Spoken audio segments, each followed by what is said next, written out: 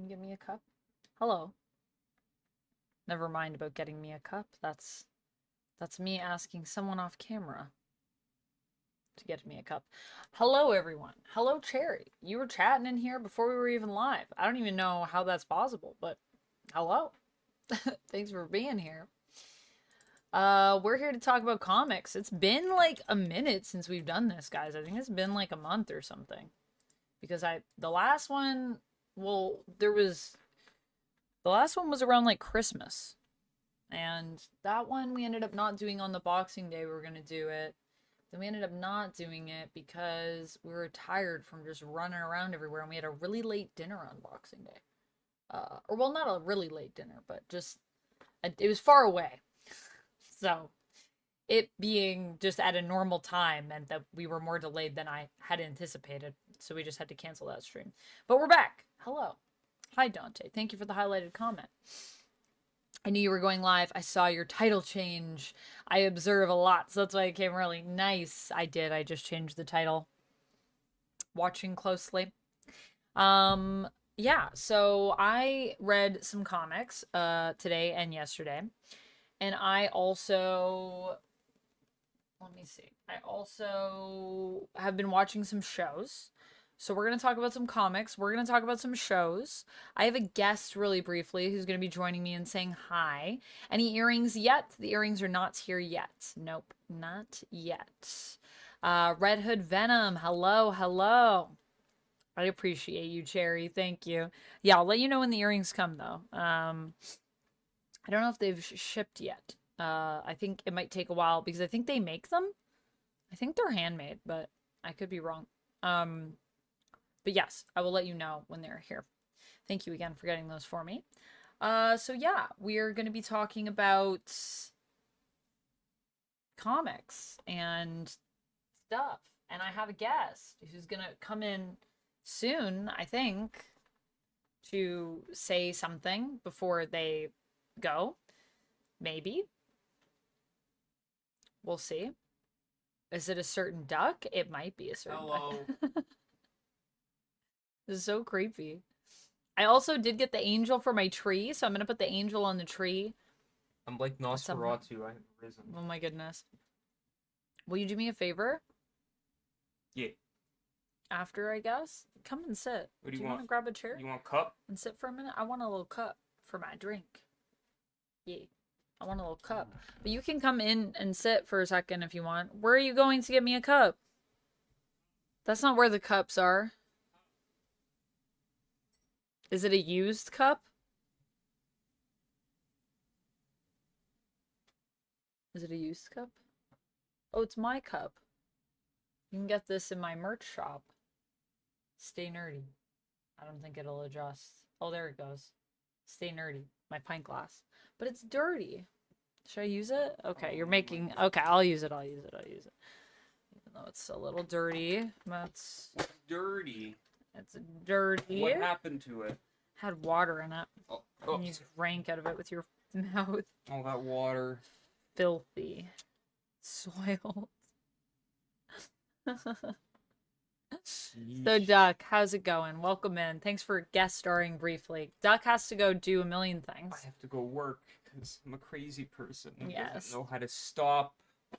You're addicted. Welcome to the club. Yeah. Chat is on your face, so I'm gonna move them to the other side of the stream. That's fine. I'll only be here for No, so long. no. Don't. Let me just move them over here. You don't... Anyways. Hello, everyone. Hello. You want to, like... You can come in to the thing. Oh, here's a microphone. Would you like that? Do you want to tell people what you've been reading and just give them a little thing before you go? Talk about your comics. We'll start with that. Yeah. So, new comic books this week. I grabbed... So, they had Cruel Universe. Also, sorry, YouTube side. I didn't mean to ignore you. But hello, Lexus. Where do you get the passion? From the Passion Shop. Nick, hello. Steven, hello. I'm good. How are you, Nick? I'm rewatching True Blood. Oh, I want to rewatch True Blood, Steven. Oh my gosh. Red, hello. Stahl, hello. Creature Commandos, episode 7. I gotta binge watch it. You gotta watch it. Watch it.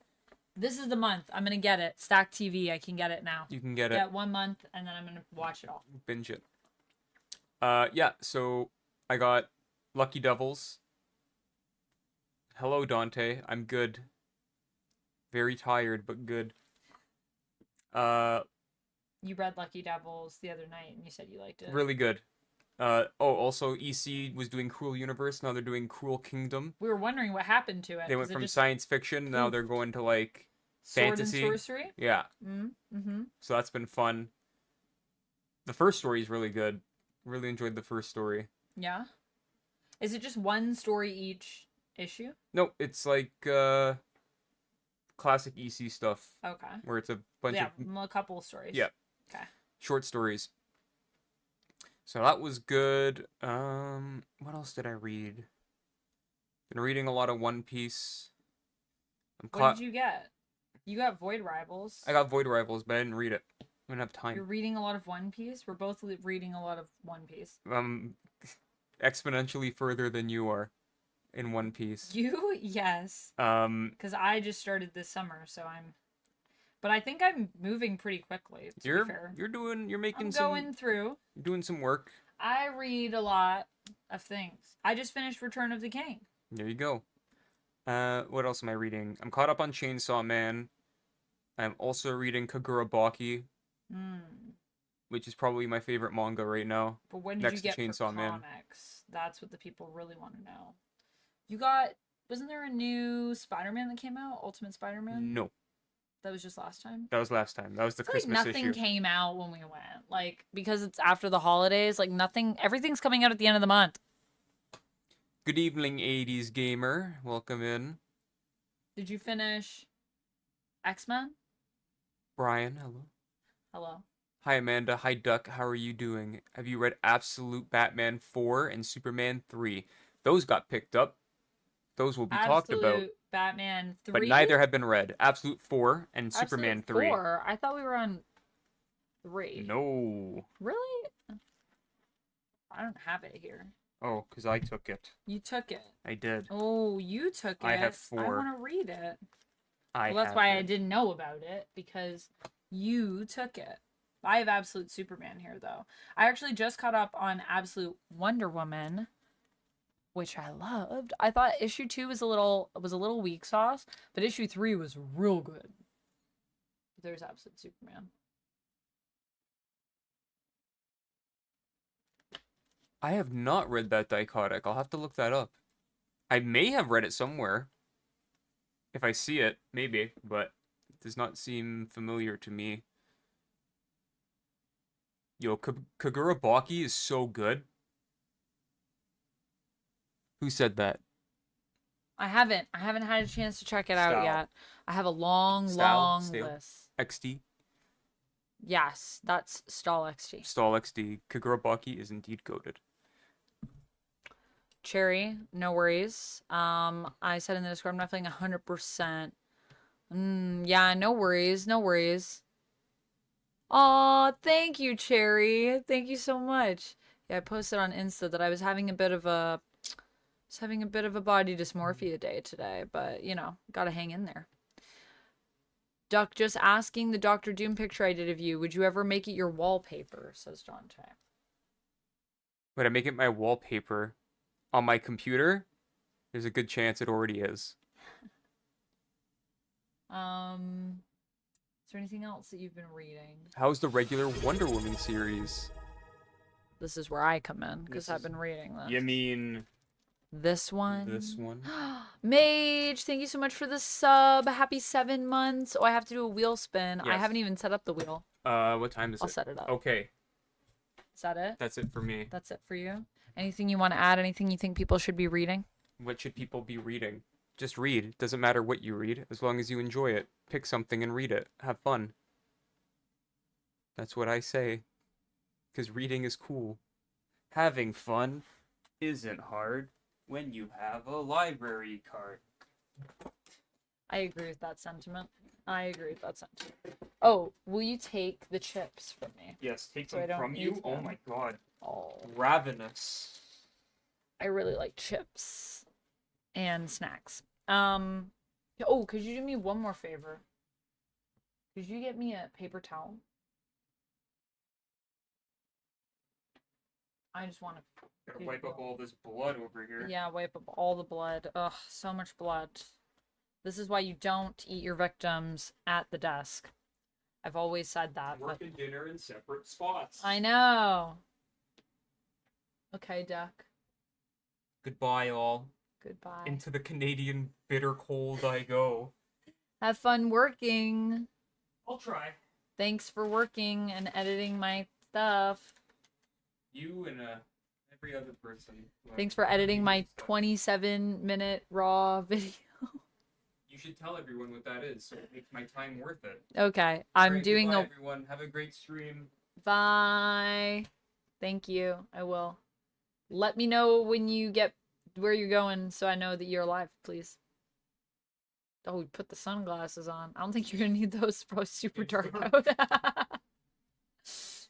Yes. What was I gonna say? Yes, Duck is gonna be editing for me a what if video that is a tier list on all of the what if the episodes that we've gotten thus far. Also, what if I did one for the comics? That would be so long though, because it's a lot of what if stories in the comics. So maybe not, but I did all 3 seasons and I ranked all of the episodes. But yes, Wonder Woman. My sweater matches the chip bag. It does. My Click sweater. This is a Charlie XCX sweater. I need to also post this to let people know that I'm live. So let me just hit that button. And then I will say to you I will say hello. And I will say that Wonder Woman is very good. It's very good. I just got caught up on it. So I just read issue number 16. Let's take a look, shall we? Should we start looking at some comic books? I think that could be a good vibe. I think that could be fun. I gotta spin the wheel though for Mage. Let's spin the wheel and then we'll talk about Wonder Woman. And I will answer your question, Red, about my thoughts on Wonder Woman. We'll start with that. I really did love the What If comic run back in the days. Well, they've got some more right now, Duncan Mallory. I don't know if you've seen the What If Galactus ones, but I just picked up What If Galactus gave power to Gambit or whatever. Basically, Gambit's like a herald of Galactus. Will Batmanda return? Yes, she will at some point. Batmanda will return in the sequel. Batmanda 2, The Revenge. Hey, Marvel and DC Marshlands. What if Gambit was the Herald of Galactus? Yeah. What if... I think it's, like, specifically called the, like, what if Gambit, like, got power from... It's got a weird... I don't know if they actually use the term Herald as, like, empowered? Where is it? What if Galactus transformed Gambit is the actual title. Transformed. Into a herald, I'm assuming. Looks pretty heraldy on the cover. Okay, so... main and pick a hero. Let's get rid of those. And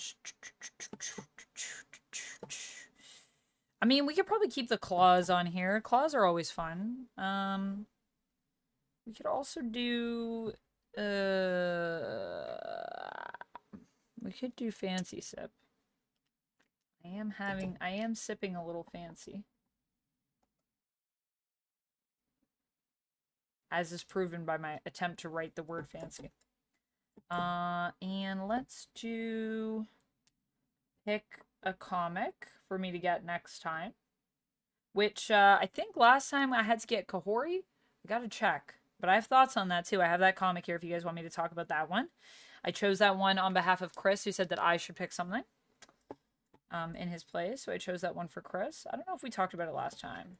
Did we talk about it last time? I did get it and I did read it. Pick a comic. And I need one more thing. Gift a sub, squat. I could do a plank. I'll do a plank. Even though my abs already hurt, but that's the best time to plank. Then my abs are going to be super jacked. Super jacked. Okay. All right, let me spin this for Mage. Well, just with volumes 1 and 2, there are 152 What If comics. Yeah, so that would be a long video. That would definitely be longer than 27 minutes. I'd have to go like rapid fire. I'd have to be like, this one, this tier, this one, this tier. Jagron, hello. I'm doing good. How are you doing? Dr. Malaleche, hello. Sai, hello. Cartwheels. I can't do a cartwheel, actually. I can do a shoulder roll. I can kind of do a... Even somersaults scare me. Walk the plank. I'm gonna walk the plank. Jeff Cuddles is on here. Wait. Stop everything. From earlier, Ma? Yeah, from earlier. That's me. It's me. Vampex13. Hello. Brian, hello. Absolute Wonder Woman was A. It was A. It was A+. It was really good. Stanley, thank you. This is what they call a fishtail braid, in case you were wondering. What is Selena Gallio's status in comics? We haven't seen Selena, I don't think, since Krakoa. I haven't seen her anywhere. She's not in any of the comics I'm reading. Do a handstand? I can't do a handstand. No, that's not happening. I don't have the training for that. All right, let me spin this for Mage and then see how it goes. A round off? What's a round off? Squats. All right, we're going to do 5 squats, and then we're going to talk about Wonder Woman. That's the status of life. I'm going to move this ball. If I can. It's like, there's no space here. I can't even, like, oh, God.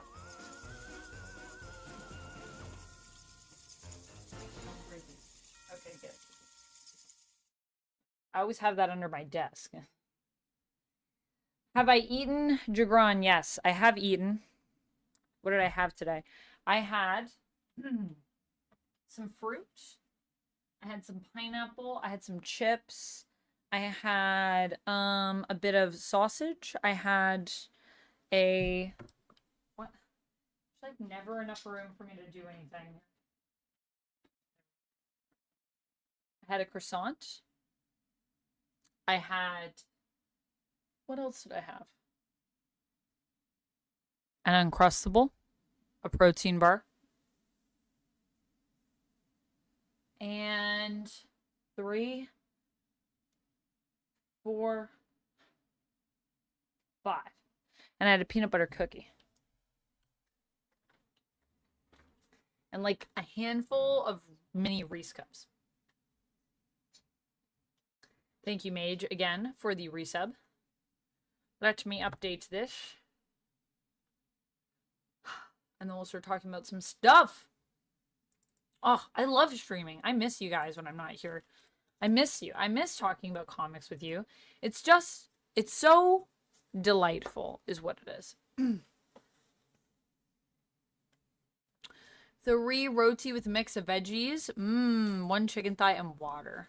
And a Premier protein shake. That sounds pretty healthy. I also had a lot of water. But I should drink more. Water is good. After Creature Commandos and the Superman trailer, I'm having high hopes for DCU. Especially we have our Lobo in Jason Momoa. Yeah, that is exciting. Jason Momoa as Lobo. Okay. We're going to start with Wonder Woman. I have Absolute Wonder Woman. And I have Tom King Wonder Woman. Let's start with those. And then we'll work our way through. And if we get more subs or memberships or $5 super chats or 500 bits, we will spin the wheel some more. I hope this camera works. I didn't test it. Cool. I'm going to need to fix that.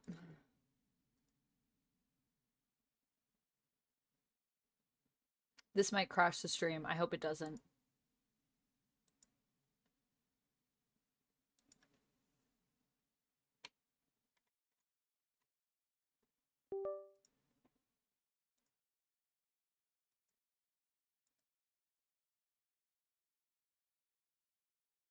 Hey, it worked.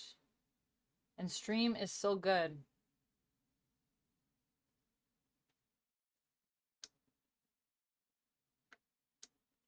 Oh, did I unplug this light? Oh, I think I did. Whoa!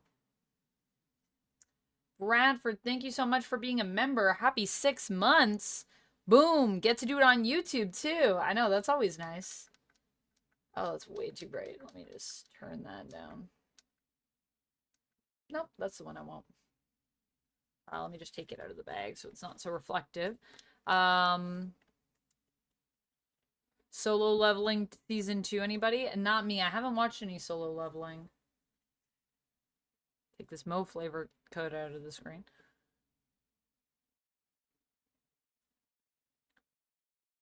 Yeah, so this is Wonder Woman. Yeah, I've been enjoying it quite a bit. Let me adjust the me cam here.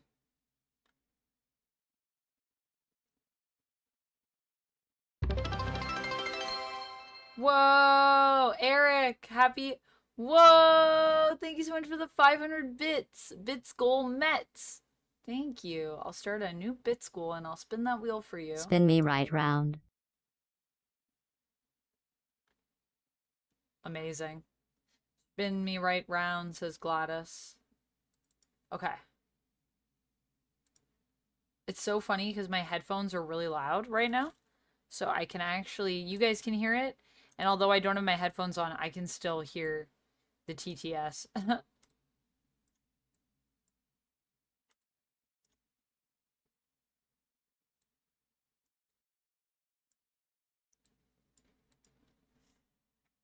Okay, so we'll talk about Wonder Woman, and then I'll spin the wheel for you.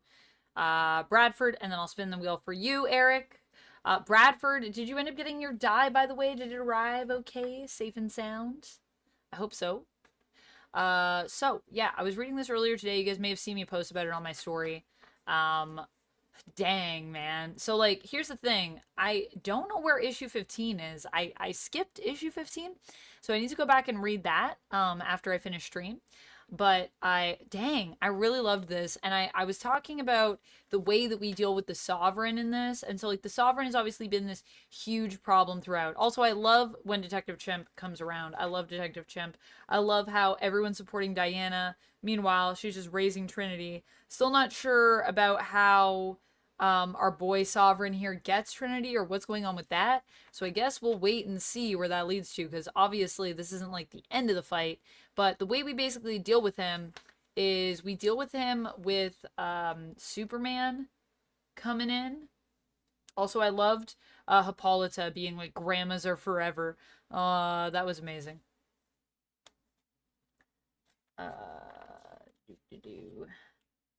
Yeah, here it is. Gods come and go. Grandmas are forever. I want a shirt that just says grandmas are forever. Oh, I loved also the whole thing with Jimmy Olsen here. I thought that was cool. But yeah, so the whole idea is that basically Detective Chimp seeks Superman. Not even Superman. Six Clark Kent on the Sovereign. And we defeat him with basically the power of the truth, the power of journalism, which feels very Wonder Woman, to be honest with you. I'm sure this isn't where it's going to end either. I'm sure there will be like a bigger finale for all of this, but I just really liked the way that this was dealt with. Yeah, I've really been loving this series. It's been a highlight for me. I definitely think it's going to be on my best comics of the year lists, because Wonder Woman has been a true delight for me all last year. And I also enjoyed this issue. We also get a little preview of Metamorpho at the end as well. So that's Wonder Woman 16. Let me do a couple wheel spins, and then we'll come right back to some comics. I'll talk about Absolute Wonder Woman. All right, one for Bradford and one for Eric. Do I like Absolute Wonder Woman or the regular Wonder Woman, says Stanley? I like both. But which one, like, do I prefer? Gift a sub. All right, I'll gift a sub over on Twitch in honor of Bradford. And for Eric, I gotta eat a birdie bots. No. Goodness, not a birdie bots. I'm scared. I'm scared. I see one in here that looks like earwax, and I just hope I don't get it. Is this dirt? Well, I think it's dirt, guys. Or it's sausage. It's either dirt or sausage. It's looking pretty... I don't even know what this color is called. It smells like a jelly bean.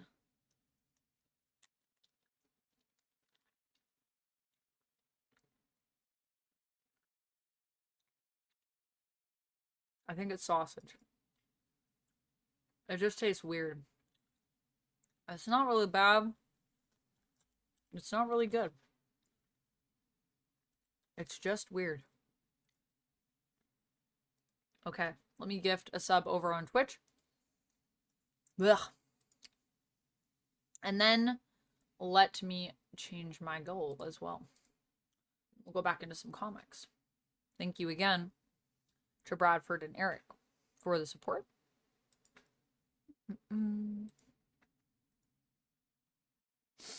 Here I go, gifting a sub. Who will get it? Fire Driller. Welcome on into the Fang Gang.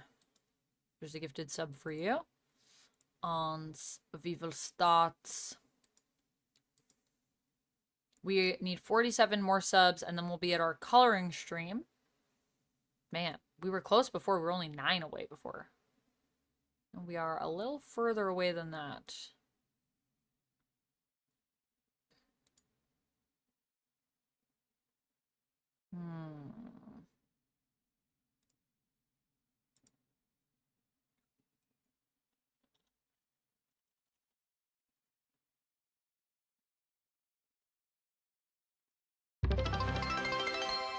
I started a new bit school. Okay.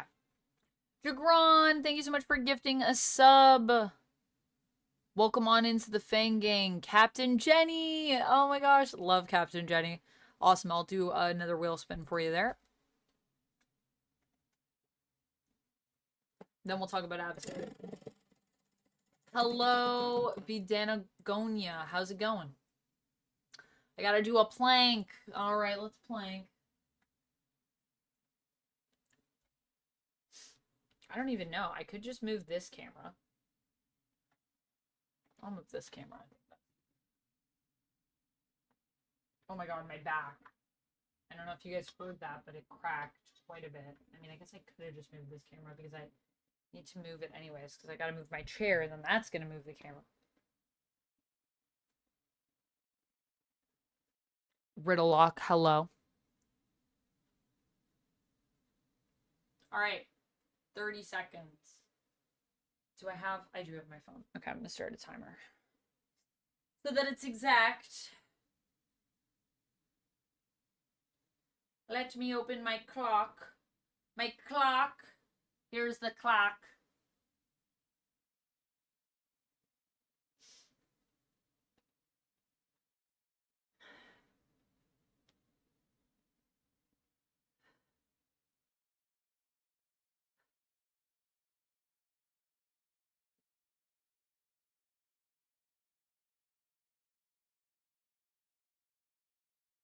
Halfway.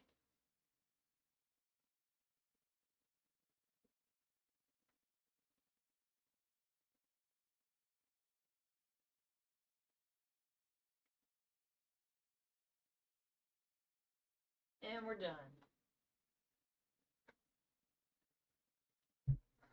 All right. Don't knock the tree over. Made that mistake too many times this holiday season. Also, we got to put the tree on top before the end of the stream. Don't let me forget to put the angel on top. Okay, let's talk about some more comics, shall we? I think we shall.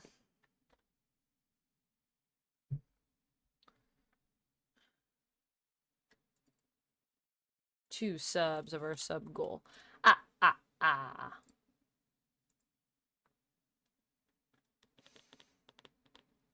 You sent a highlighted message. Chemdog said Celine once tried to seduce the Mr. Fix-It Hulk. It didn't work out well for her. Oh man. I don't even know what to say to that. Jerry said, also before I go to lurk mode, if anyone is in LA, I hope you're doing okay. I know the fires have been crazy over there and you guys are in my prayers. Okay, back to lurk mode for real this time, I swear. Yes, I hope everyone in LA is staying safe. The fires are very scary. I was looking at some of that today.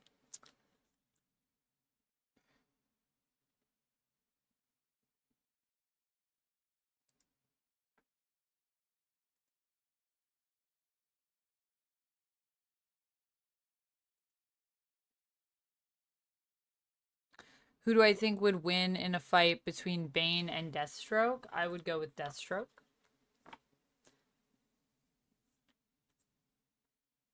Hey Kojo, happy Friday. So let's talk about Absolute Wonder Woman now. Let's switch it up a little bit here. Time to walk the plank, yes. Walk the plank with my abs. That sweater also reminds me of a box of Cheerios. Yeah, it is kind of a box of Cheerios vibe. Yeah, it's Charlie XCX from the Click. Click is a song on the Pop 2 album. So when I went to that concert, I got this sweet sweater. I like this sweater a lot. It's cool. It's stylish. And it also feels very YouTube-y, like Click. Because, you know, we're always trying to get people to click our videos. So, yeah. Okay. Sorry, let me adjust my camera.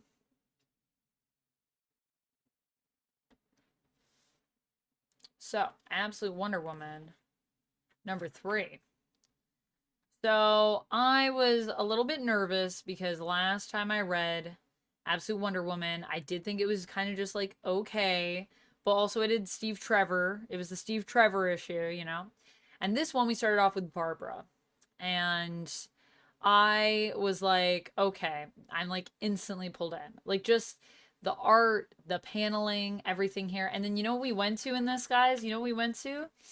We had the sort of history, just sort of the warning sign of the tetracide on this vase. And I gotta tell you, I've said this before with this series, and obviously I know that at this point that apparently it is an inspiration for Kelly Thompson, but this is giving Wonder Woman Historia so much, and I love it because I love Wonder Woman Historia. So yeah, I really liked that. This is also really brutal for something that it reveals about Wonder Woman and her relationship with Steve in this universe. She also gets her name from Barbara, who calls her Wonder Woman because of mythos, which is pretty cool. Because she basically knows a ton about the Amazons. She's like super into the Amazons. So this is like a dream for her to meet an Amazon. It's very, very, very, very cool. I love pretty much everything that this issue is doing. I love this big fight between her and the tetracide. I love how the tetracide works. I love her solution at the end for dealing with it. I love as we get into the origin of sort of Steve and Diana's relationship here, how she basically gives up. Where is it? Can I show this actually? I think I can show this. I don't think it's like too gory. She basically gives up her arm so that Steve is brought back to Earth after he died, and it's a whole thing, and it's her right arm, so it's kind of a big deal because she's right-handed and she's a warrior, so she kind of needs that. So we also find out in this issue that Wonder Woman actually has one arm. Yeah, her other arm is basically made of magic that we've been seeing. I guess that's why it's covered in tattoos. So she can bring it back later, but then in this issue, she ends up using this really cool looking robo arm. Also literally like has such a fun, like just kind of gay moment with Barbara where Barbara literally runs into her and she catches her. And I was like, this is like, I'm so into this. And I'm also wondering if like the layouts, if the any of the line work in the layouts is supposed to be connected to anything. I'm also theorizing about why Wonder Woman's eyes changed to blue. I think it has to do with her being vulnerable or compassionate, something like that. Or yeah, I don't know. I don't know if it's really as deep as I want it to be. I don't know. What do you guys think about Wonder Woman's eyes changing color? So here's the thing, okay? Like, I love both of these series. So I don't know. If I had to pick between them, I think I would have to pick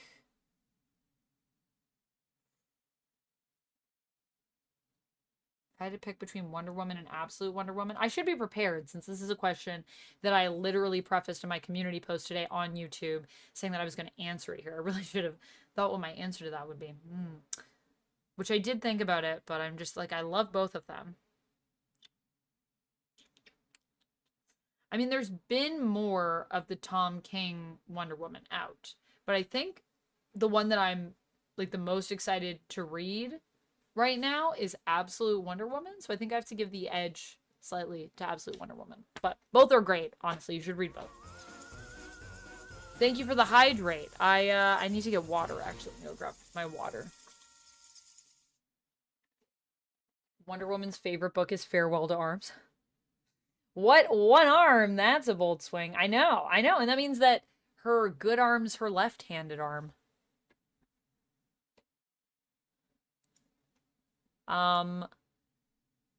Glad I could catch at least some of the stream today. I'm glad, Lee D. Welcome in. Lady Shiva can beat Deathstroke? Question mark. Lady Shiva versus Deathstroke.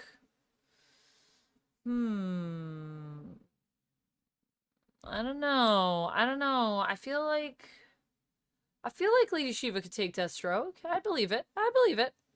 Free Wonder Woman from Tom King. You don't like the Tom King run, Steven? Why don't you like it? I like it. It's so good. I don't think we should free Wonder Woman from Tom King. I think Tom King is serving her well. Okay, I'll be right back. Let me grab my water.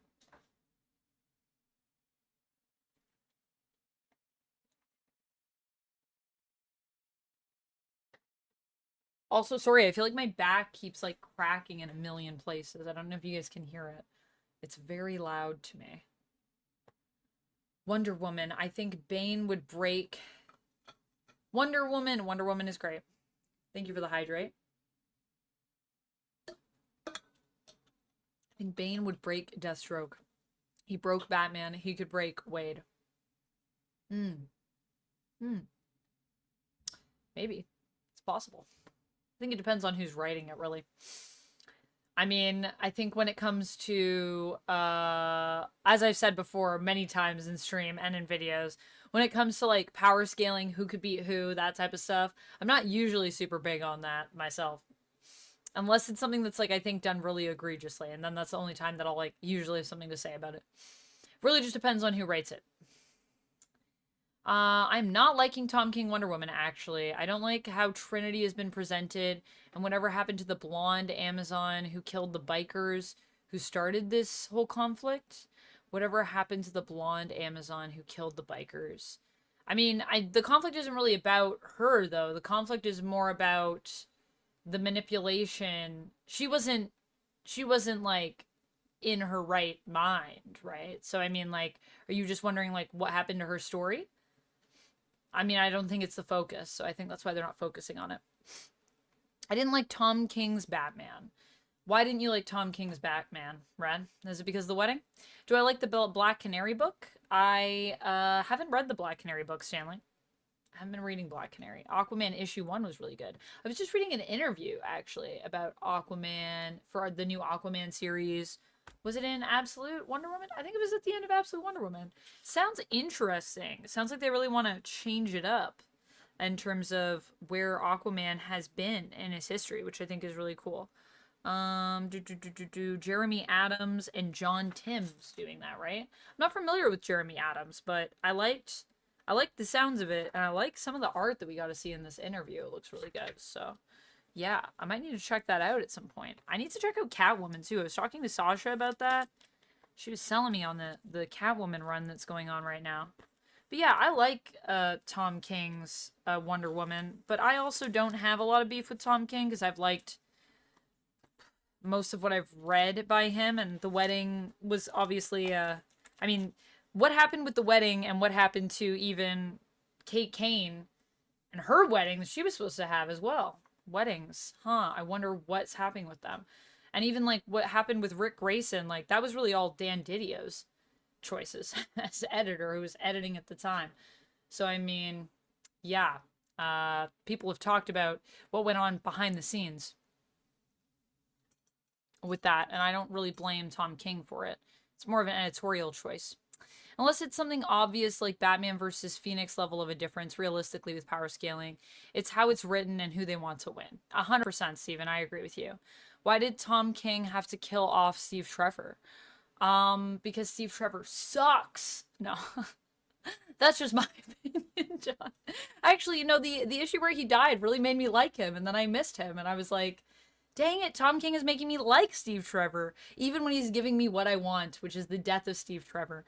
Why did he have to kill him off?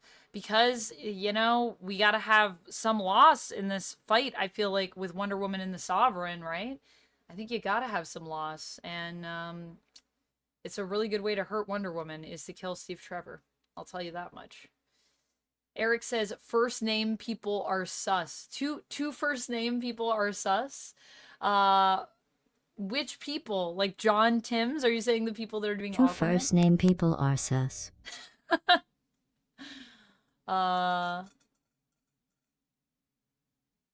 Adams is great on Green Lantern. Oh, he's also doing Green Lantern. Okay, cool. What do I think about Rogue getting rebranded Vampira in Brazil? What? I have not heard about this, Duncan Mountain. What do you mean? Like, in Brazil, they're calling her Vampira now? Rogue? What? Why? What? I have questions about that. Jagron says, my liking of Tom King ended with Strange Adventures when he turned Adam Strange into a war criminal and got him murdered by his wife. I haven't read Strange Adventures, admittedly, so I don't know about that. But, fair. Didn't like that he turned Adam Strange into a war criminal. Alright, that's fair. Eric, thank you again for the 100 bits, by the way. Thank you, thank you. What did I say? Steve Trevor? This is what I said, didn't I? Silly, Amanda. Why am I silly? Because did I not say Steve Trevor? Did I say Trevor Steve? Whatever. I don't like Steve Trevor. Steven.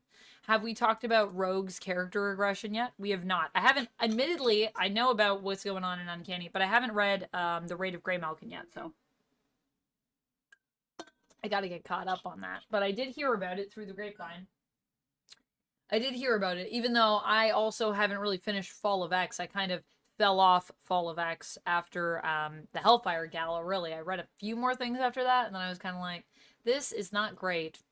So I know that it's in relation to that, what was established in Fall of X, that are the issues, the big issues that people have with it, which I do know about. I know why, and I get it, but I haven't read it yet, so I can't really comment on it fully.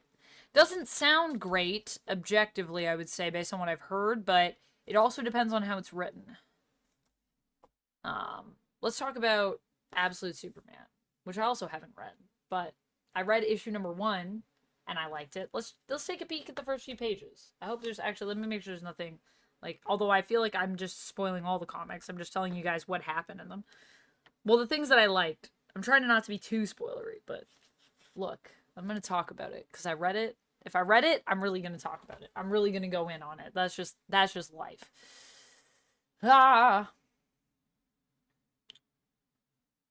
Why did Tom King have to kill off... Oh, yeah, I already answered this. Well, my thoughts on this.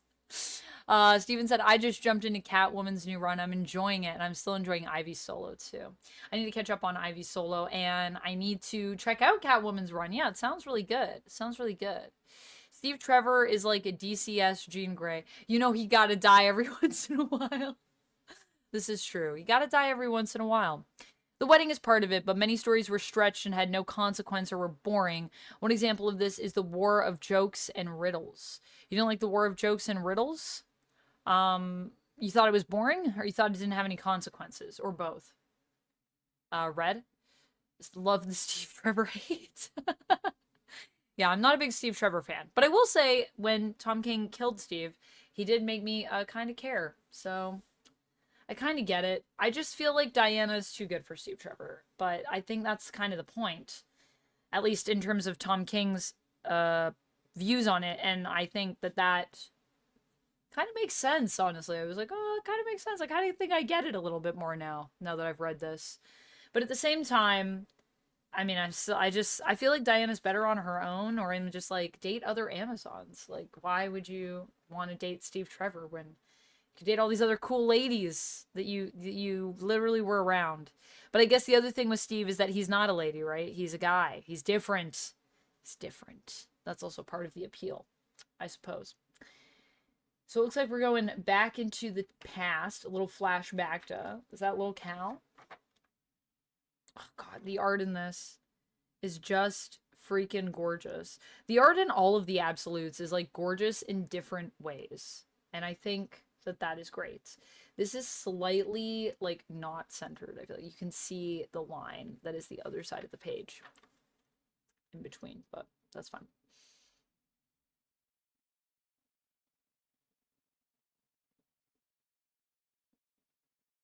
Oh my, there's some stuff going on in the past.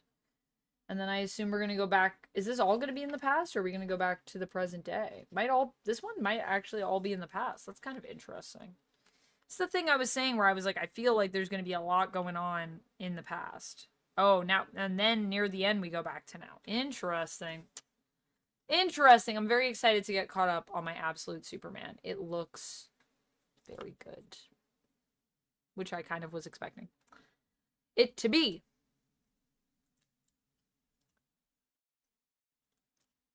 Hey, you boys. How's it going? Just talking about comics. You know how it is. And that is what today's stream is about. Comic talk. It's true.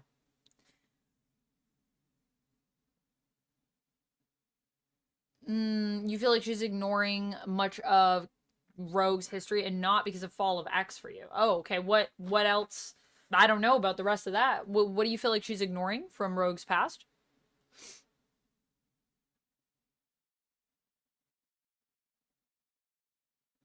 Yeah, I kind of feel that amusing. I would say some of the main stuff is lagging a little bit more than the absolute and the ultimate stuff. I mean, I don't know though. I still feel like DC has a lot of really good stuff just in general. I think DC is kind of crushing it in all aspects right now, but... And I mean, I don't know. There's still quite a bit of X-Men stuff that I'm reading. I think Exceptional might be my new favorite, though, right now. Although we still got to figure out what's going on with Bobby. I do have some questions.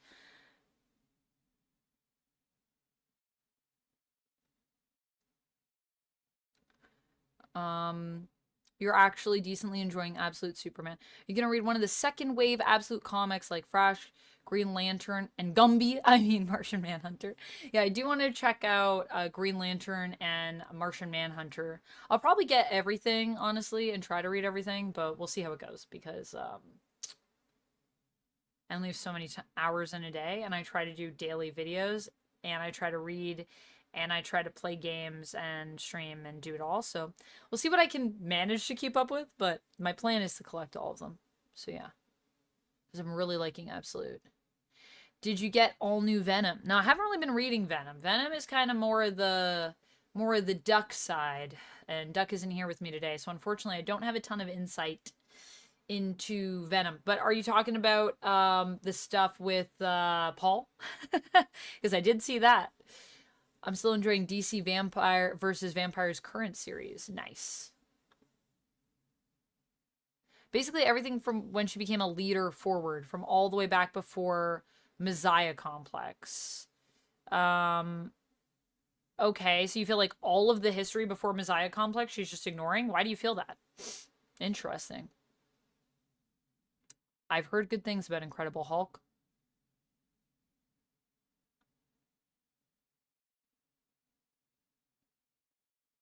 Rogue has been the leader and foundation for a team many times over, and Gale is treating her like very little since the 90s has happened. Well, I mean, I think that's kind of the whole line in a sense, is that we're kind of going back to 90s vibes, because I think also because of the success of X-Men 97, I think that's kind of the direction that editorial wants for the line.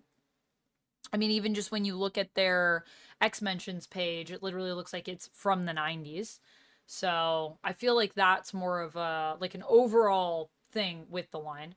But in terms of her ignoring like all of her continuity that happened like in the 2000s, basically you're saying, I don't know. I feel I feel it still feels pretty good to me. I wasn't reading like a ton of Rogue though during Krakoa. Like Rogue was oftentimes in series that weren't my series. So Duck read up more of it than I did, to be fair.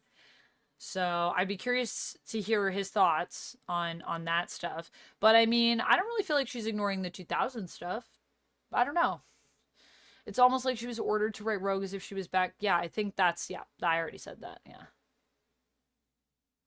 All of Rogue's character growth is gone. What character growth do you feel she's missing? All of her character growth? I feel like that's a lie. I don't know. I don't think I agree. Paul's my guy. Okay, you boys. Paul's your guy. I respect it. Paul's pretty hot. He's hot to trot. Absolute Superman was all right so far. It was fine. It was fine in terms of issue number 3. Here for the Tom King criticism. Yes, I don't have any criticism of Tom King, but I think other people do. Antonio, hello. War of Jokes and Riddles, boring and stretched. The story also has inconsistencies. It's supposed to take place in the 2nd or 3rd year of the Batman career. Okay. I didn't find it boring and stretched, but that's just my opinion. I don't know about the inconsistencies. Gail's writing feel like she hasn't read any recent comics and feels dated. The way Rogue is going up for Charles and mad at Scott. Yeah, that part I agree with, Steven, based on what I've seen of it. However, I haven't actually read it. So like I said, I can't really give you guys my full insight on it until I read it, because it does depend on how it's written. Because I do think it also makes sense for Rogue to have beef with Magneto. But considering that everything Magneto just did for mutants during the Krakoan era, that part, I think, it doesn't really make a lot of sense. And especially considering Xavier's actions during Fall of X, it doesn't make a lot of sense based on what I understand. So, yeah, I hear you. Wonder Woman and Steve Trevor, or Batman and Wonder Woman. Which pairing is good for you? Neither. I don't like either of those. Wonder Woman with Wonder Woman just by herself, or Wonder Woman with Amazons. That's my ideal pairing for Wonder Woman. I don't like her with Soups. I don't like her with Bats. I don't like her with Steve. I don't like her with anyone. She can only be with me. No. She can only be with herself or Amazons in my mind is well, I mean, not only. I mean, she can do whatever she wants. It's her life. If she wants to date Steve Trevor or date Batman, I love Diana, so I'll support her. But I am going to be the friend being like, girl, I don't know if that's the right choice. I will say that. How about for you, John? What's your preferred ship for Diana? What are your thoughts on the bad girls comics of the 90s, like Lady Death, Dawn, or Chastity? Unnecessary TNA exploitation or badass underground stuff that somehow became mainstream for a while. This is a question that I get asked a lot. I feel like as a woman, I get asked this a lot. I like a lot of the bad girl stuff, personally. I do think that there is... Here's the thing. I feel like with all comics, there's always going to be some kind of sexual thing going on. There's always going to be some kind of, like, this is... Because they're superheroes, right? And, like, a lot of what it started with was this kind of idolization of peak physique, you know? So that's where we started with, like, even, like, someone like Superman. So I think on both the male and the female side, there's always going to be, like the cheesecake element, if you will. But I think it was a fun time. It was a different time. And so I do like a bit of the cheesecake. I do like some TNA in a comic, but there's a time and a place. That's what I'll say. But I mean, yeah, I'm a big Vampirella and Red Sonja fan. So I feel like that speaks for itself. Actually, when I was wearing Vampirella to a party, someone stopped me to ask me about my thoughts on Vampirella's costume and is it sexist? And then I explained how it was also designed by a woman. And the whole point of it is actually to be a feminist statement about, like, empowering you through embracing your sexuality. Also, vampires are typically a representation of sexuality or repressed sexuality. So I think also in that context, it makes a lot of sense. So we talked about that. And I don't think they knew about the origin of the outfit. They just thought it was a sexist outfit. And then it was a good chat. It was an interesting chat, for sure. I love the new Absolute Wonder Woman. I was getting some sapphic vibes. I know, me too, King of No Nation. I was like, I'm this big gay. I like it. I like how it's a little gay. I know. Barbara just being like, oh my god, in awe of Wonder Woman. I love that. I love that too. I'm very curious to see where that goes. And you know, Steve is also there. But most villains are well established and most of them work alone. I just don't think they would place themselves in just two gangs. Kite Man's role depends too much on convenience, etc. You don't think they would place themselves in just two gangs? I mean, sure. I mean, there are many times when they haven't placed themselves in two gangs, but I feel like I also feel like the Avengers and the X-Men shouldn't really fight each other, but they do all the time. I feel like the X-Men shouldn't even fight the X-Men, but they also do all the time. So, I don't know. I feel like it can happen. It probably just depends on how it's written. Maybe it just wasn't written convincingly enough for you that, like, these people would split into two groups. But I don't think it's like a this would never happen scenario for me. Did I love Creature Commandos? I haven't watched it yet, Stanley. We don't get HBO Max in Canada. I have to watch things through Crave, but then Crave doesn't get all the animated stuff. So I actually have to go through Amazon and buy an extra channel. So I'm just waiting for it to kind of all be done, and then I'm going to binge it. Steven, thank you so much for the super chat. Steven says, well, actually, wait, Gladys is probably going to read this.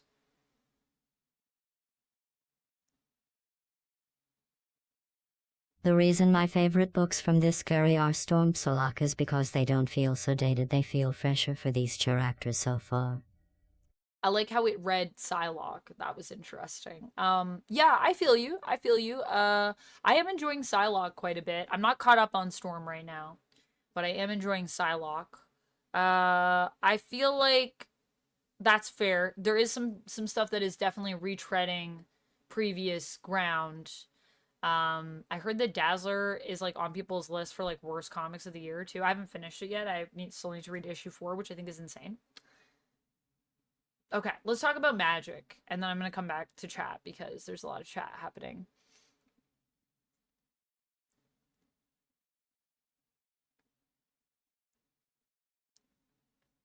You prefer hack and slash? I mean, I feel like Bad Girls can also be well written, though. It depends on who's writing. Depends on the writing. However, you know, the 90s was a time, and it was an era where the writing was a certain way, I would say, for sure. But that, I feel like, translates across, like, a lot of the medium. It was a time. Also, early 2000s was a time. Okay, Magik. So, I just read this, and I think overall, I like it. All these solos, I feel like lately, have just been really capturing me, actually, to be honest with you, kind of akin to what you were saying, Stephen. I liked this. I like that it starts off, like, just how it starts, even. It starts as, like, a horror comic with this young mutant girl, like, getting pulled away, and then it's like she's just gone. There's a lot of death in this comic. People die. It's hard. It's a hardcore. It's magic, baby. It's magic. It feels very magic. And I am very excited to see where this goes. And it also gets very magical by the end. I'm not sure how I feel about some of the other X-Men characters were written. But, yeah. I do like how Magik is being written, and I do like kind of what she's going through. Although I guess even with this, you could say we might be retreading some ground, because it sounds like we're dealing with, you know, her origin and her being raised in limbo and sort of how that defines Magik. But I feel like there's some stuff that, like, can keep coming up that kind of makes sense. I feel like this is a thing that can make sense. I just hope we don't bring Belasco back, because I kind of feel like we might do that. And I'm a little like, I feel like let's just let that go. But we'll see. Right now, it seems like Liminal is our main threat by the end of this comic. So we got some magical stuff happening here. There's like a being that's trying to break out. Also, the design for this character who shows up, which I thought was pretty cool. This guy is actually a design that was done by Peach Momoko. So Momoko did designs for some of the characters in this, and I can't wait to see the other ones that she designed. I think it looks so cool. But of course, she's not doing the art in this, so just to clarify that. But yeah, I liked it, and I'm very curious to see where it goes and how Magik sort of deals with those literal inner demons. Always a fun time.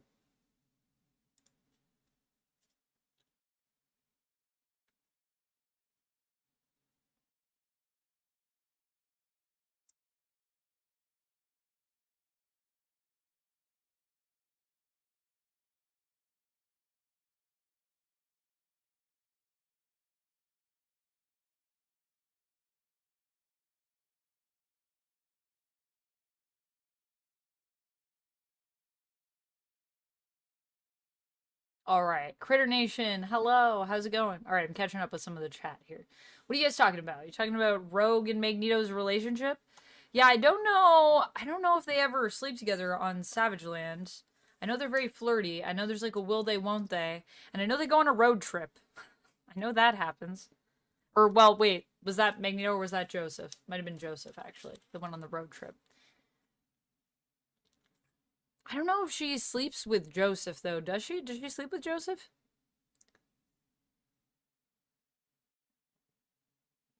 Magic and demons. Magic and demons. It's a thing we all want to see, and the book is bringing it. And I'm here for it. Easily the best X book this week. You think Magik? Yeah. I probably would agree with that. I mean, I haven't read everything else, though, so maybe not. Maybe I'm going to read NYX and really like NYX. I have been liking NYX. Although, I don't know, did NYX come out this week or last week? Maybe that one came out last week. I'm excited to read this. I haven't yet, but some of the art, but I've seen some of the art and it looks good. Yo, it's good. It is, I feel like what we want for a Magik series. And is this going to be limited or is it going to be on ongoing? It's going to be ongoing, right? We have so many lady ongoing titles right now for X-Men. It's like insane. I can't believe it. I'm very happy, but at the same time I'm also like, why do we have so many X books right now? Guys, I thought we were slowing down. I thought we just came out of Krakoa and y'all were saying we're going to slow down. And there's like, I was looking at it and I think when I read in the X mentions the other night when I was reading Exceptional, there was 30 books in December. 30 books that they considered to be like under the X umbrella. Now some of those are Deadpool, so take that as you will. I don't know. Deadpool, I would say, is X affiliated at times, but I wouldn't necessarily put him under that umbrella, but they have him under that umbrella. Anyways, so there's that. But, yeah, 30. That's a lot. That's too many. I want to read everything, but when you have 30 books a month, I can't do that. That's, or actually, I don't know if it was 30. I think it might have been like 23. Sorry. Let me count. Here, let me just count in this. I've got Deadpool and Wolverine. This should have an X mentions in it. This is the next one I was going to talk about. Let me just see. Is there an X mentions in here? There is. Okay. So we have Deadpool and Wolverine, Magik, Uncanny X-Men, X-Men, Exceptional X-Men,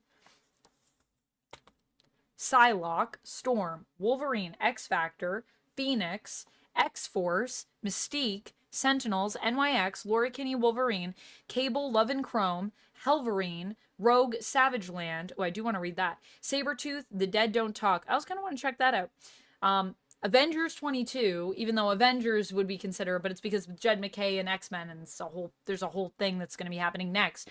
We're doing an X event, and then we're going to do a bigger event. The events into events. Just what I like to see. Just kidding. That's me being sarcastic. Deadpool and Namor. I guess Namor is. I never even thought about that, but it's true, because Namor is a mutant. So that's 22 comics in January. Now, if I want to read all of that, that's all I'm reading. And even then, I'd actually be reading more than I think what I have on my pull right now. I don't have 22 books on my pull. So it's a lot. It's like, it feels like it's more than Krakoa. Also because there's more different things happening and like things don't feel as unified. Anyways, welcome to my X-Men rant. I'm liking things, don't get me wrong. I'm still enjoying a lot of X-Men stuff, but I do have some issues with From the Ashes. Why do people want to ship Rogue with a 99-year-old man? Yo, Magneto's not that old. 99? I don't think Magneto's supposed to be that old in the comics. And no. I mean, technically, when was Magneto created? In the 60s, and Rogue was created in the 80s. So based on their character creation, there's like a 20-year gap, which still is, you know, quite a bit. But yeah, I mean, I don't think there's anything wrong with the ship per se. I don't think the age difference is that crazy. But I also feel like, I don't know, people like to ship who they like to ship. I don't know. Some people are into it. Some people are here for Zaddy Magneto. What can I say? Sentinels at the top of that list. They could cut so many of these. Sentinels at the top of that list. Oh, you're not liking Sentinels? I haven't read it yet, but I did want to check it out. How do you guys feel about Sentinels? What's going on with that? Sentinels, like, whole comic about robots? Kind of. Yeah. I haven't read it yet, Critter Nation, but I think it's about, like, a team of Sentinels. Who is asking for a series about the human Sentinels?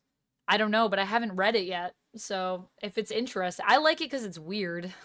I like money titles that are like, why is this here? And now I need to read it to see if it's good. Storm is so good. Nice. It's pretty 90s pouches team. Is that the vibe of Sentinels, you boys? Are you reading it? They have jumped through hoops to keep Magneto young. I mean, I think they just resurrected him and he was young. And I think there was a reason for that, actually. I think they had to bring him back young so that he could defeat Nimrod. Wasn't that what's going on with that? Thank you for the hydrate. Also, hi, Rapala.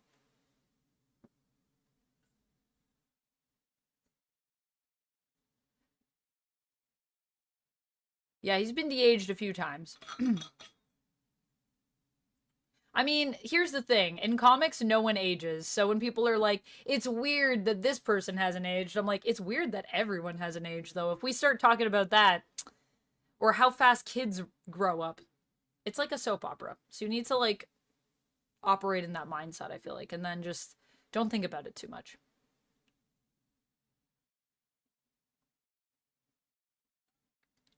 I know, but like, Rogue was also, like, a young adult in the 80s, and she hasn't aged at all.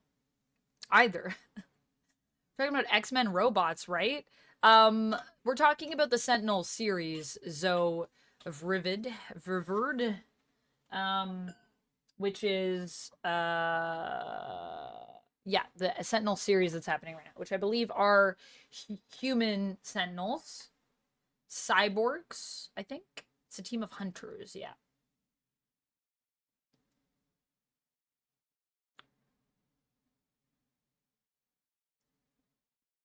I just figured he'd go back to being evil, but I think maybe we might be building towards that. That's what I thought would happen after Magneto died. But it doesn't bother me that he's de-aged. It doesn't bother me that anyone gets de-aged, really. Even Agatha, I kind of got used to it, even though I was like, Agatha only bothered me because I was like, we only really have a few old lady characters. Can't we have some, please? And then they de-aged her, but what can you do? Now we have hot, young Agatha. She'll become old again eventually. Yeah, everyone gets de-aged. Kind of is what it is. I remember when Magik was still a child. Magik also grew up really fast.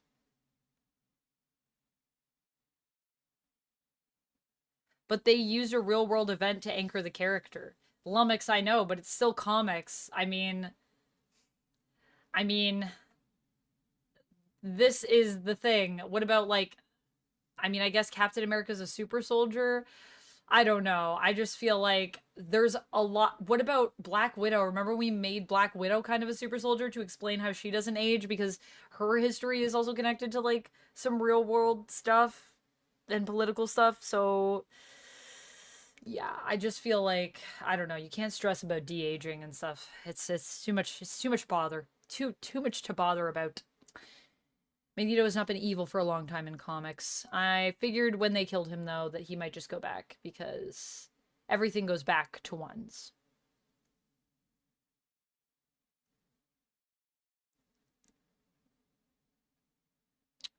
Red is asking, where do I buy my comics? I buy my comics from a local comic shop. Local comic shop. I hope one of those X solo titles reaches issue 50. I hope so too. That would be great, Red. I love that Magik and Dazzler are in the spotlight now. Yes, although Dazzler's series just ended because hers was only a limited and it was only 4 issues. Which I feel like really affected the way that everything shook out in that. But anyways, that's a whole other topic for a whole other video. I watch this channel called The Comics Den, and they go to comic book shops weekly and review the new stuff and even some old stuff. That's a cool idea, Robert. The only problem with filming at comic shops is I would just need to, like, get it cleared, and then also I need to basically make sure that they're not playing any music in the shop because I can't have any copyrighted music in the backgrounds. So I would have to set that up with comic shops. But yeah, that's a cool idea. I would love to do more stuff with comic shops. Do I know the drama behind the original NYX comic from 2001? It was originally going to be from Brian Wood and David Cho. Let's just say that Joe Quesada still hates David Cho to this day. No, I didn't know about that. I know about the original series, but I didn't know about the drama behind it. Why do they have beef? What's the beef about? I think that's the goal, is to let people pick and choose, but it comes at a cost of a lot. The book's not all feeling disconnected. Yeah. Yeah.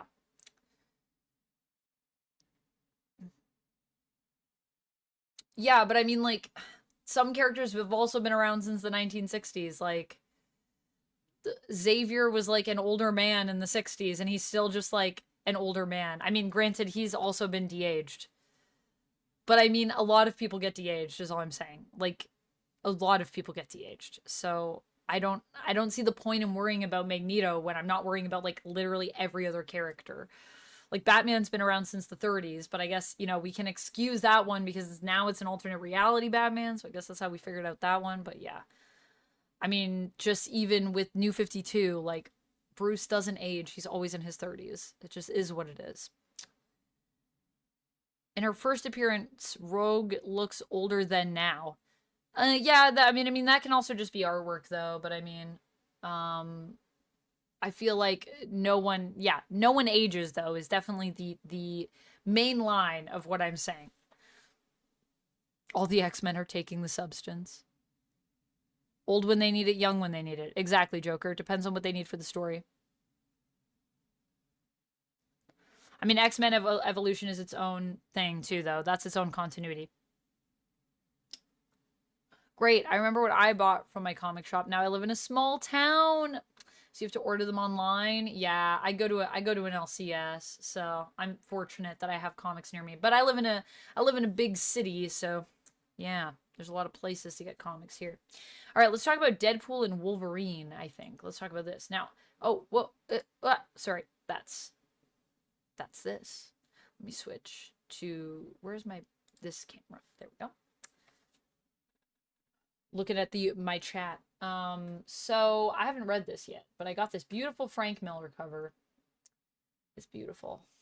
I love collecting these Frank Miller covers. One day I'm gonna get Frank Miller to sign them. So I know this is by Benjamin Percy. And I also know, I forget the name of the artist, but this artist is also someone that I like. Yeah, Joshua Cassara. Just doing so much good stuff. Colors by Gru EFX. So I haven't read this yet, but I'm actually really looking forward to it. I feel like it's probably going to be really fun. And the art is probably going to be killer. And the art still looks like it is killer. Although I did take some issues with Benjamin Percy, the way he wrote Wolverine and X-Force together during the Krakoan era, and just kind of like would write Wolverine as X-Force sometimes and write X-Force as Wolverine, because he was writing like both those titles. I do like his writing, and he also did the podcast for Wolverine, which I've listened to both of them, and they're fantastic. So yeah, I'm very interested in reading this. Man, this art is freaking awesome.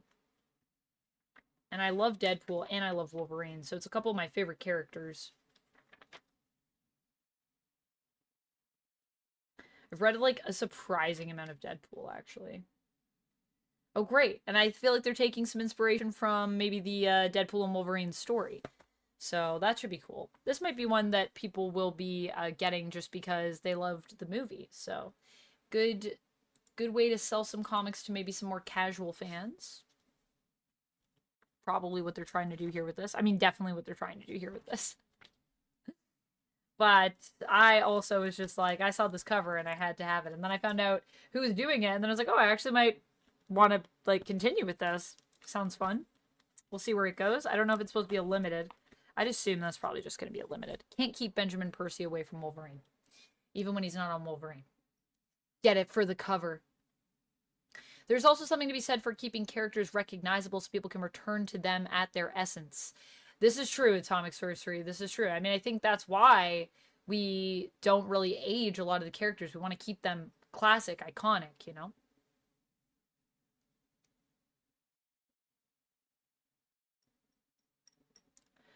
I just think it's funny how he said he was done writing Wolverine, yet here we are.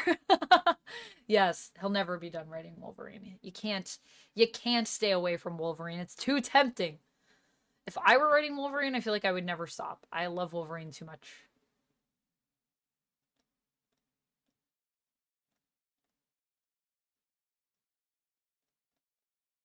Uptown Duck literally fought to have Wolverine because I wanted to keep Wolverine. And then was like, I think I'm going to drop Wolverine. And I was like, I gave you Wolverine. And this is how you treat him. You drop him on the floor. But I haven't read the new Wolverine stuff yet, so.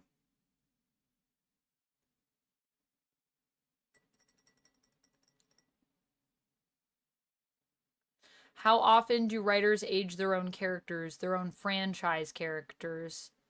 In comics? I would say it's pretty common. I mean, there's a lot of series that I can think out there that are indie series where everyone like ages. Like the passage of time is felt, or they're shorter runs, so like no one has time to age, you know. It's like this story takes place over the course of a few weeks. But I mean, like long-term series, I think people age their characters. I don't think it's a writer thing. I think it's more of like a big two thing, you know, to protect, yeah, how easy it is to recognize the characters. I think it would be cool to see you and Jen together on your show or her show. Yeah, we might do a guest at some point. Jen and I don't live close to each other, though, so we can't really... I have some vlogs that are going to be going up probably for members over on YouTube, though, where I did hang with Jen last fall. So those will be going up, Joker, if you want to see some content with us together. We went on some adventures in Montreal and Ottawa, and it was lovely. Thought I was going to talk about the movie. No, I was talking about the comic. I did talk about the movie, though. On my channel, I have videos where I talked about Deadpool and Wolverine. I liked the movie. Obviously, just recently talked about it on my top movies video, so you can check that out. I did like it. The original Batman, yes. Yes, he is. That's what I was saying. Characters can't age too much, so series can continue. Yes, it's one of the rules. One of the rules of the comics, I would say.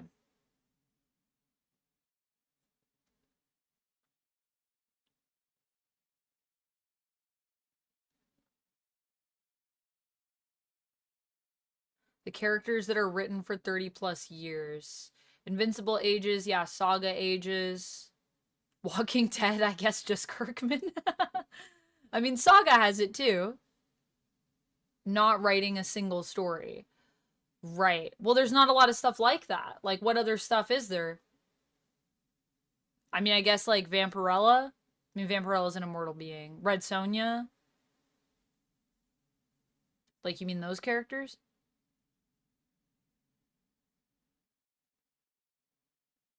I'm just saying in comics, there are tons of books. Yeah, I just thought we were talking about comics, and you were like, there's lots of people that do this, like, even outside of the big two.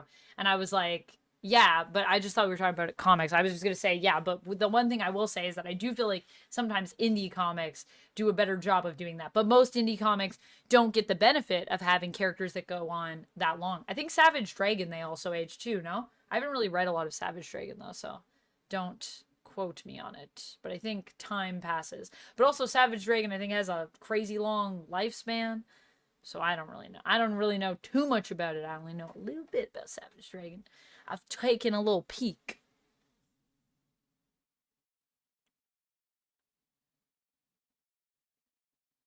Yes, we had a lot of fun. What about Jeff Poole? What about Jeff Poole? Jeff Poole, the character? I don't know if there's been a Jeff Poole, or do you just mean like Jeff teaming up with Deadpool because Deadpool used to be looking after Jeff? Be nice to see that return. I really wanted Jeff to be in Deadpool and Wolverine. Before anyone was talking about Jeff, I was like, it would be nice if Jeff was in here. I don't think it's going to happen. If only Marvel Rivals had happened before Deadpool and Wolverine. Then instead of Dogpool, we could have had Jeff Poole, or we could have just had just Jeff. It's just Jeff, baby. All right, let's talk about another one. So I got NYX here. Now, once again, I'm going to say I'm not fully caught up on NYX, but I have read a lot of it. I don't know why Sync and Prodigy are fighting, but apparently that's what's happening in this issue. So let me see. Make sure it's not super spoilery at the beginning. I have been enjoying NYX.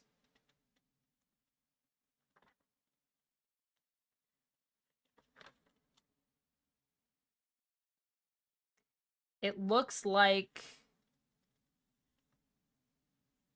Oh. It looks like some crazy stuff is happening, and I don't really know why Sync is. I think this might be a little bit of a mystery as to why Sync is fighting Prodigy, unless it's something from a previous issue that I just haven't read yet. But it seems like it's just happening at the beginning of this. He just shows up and, like, picks a fight.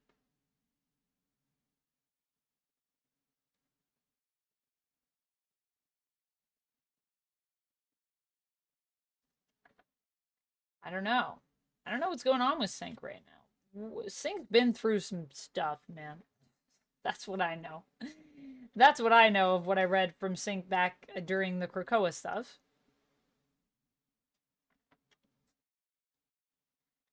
And then he comes to fight. Oh my goodness. This is like, Sync, are you alright, man? What happened? What happened to you? I don't know what's going on, but I need to read. I need to catch up. This seems crazy. This is intriguing.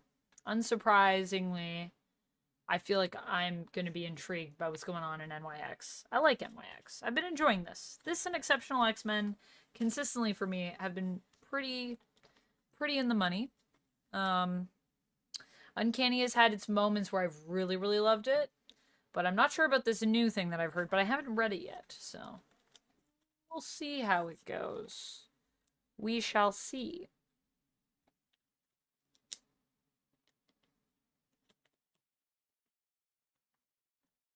You almost missed this one?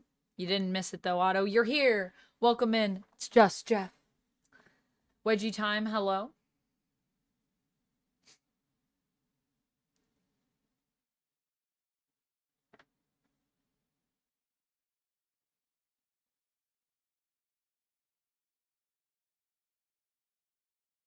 The only alternative would have a series that has like an ending.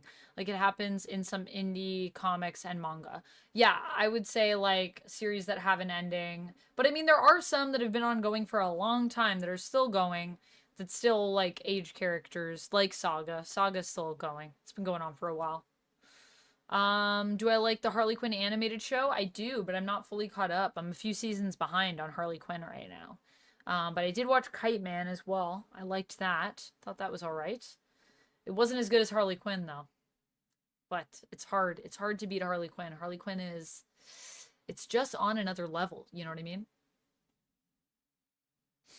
You were watching Who's the Boss on something that got blurred out for some reason. Netflix? Lumix, you heading out? Have a great night. Thanks so much for hanging out with us. I hope you have a good one. I'm enjoying X-Men and Uncanny X-Men, and that's all that matters. I'm glad you're enjoying them, ChemDog. I'm glad you're enjoying.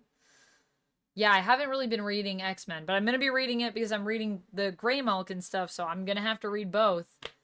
And we'll see how that goes. We'll see. We'll see how it goes. We'll see how it goes. And then Avengers fighting X-Men.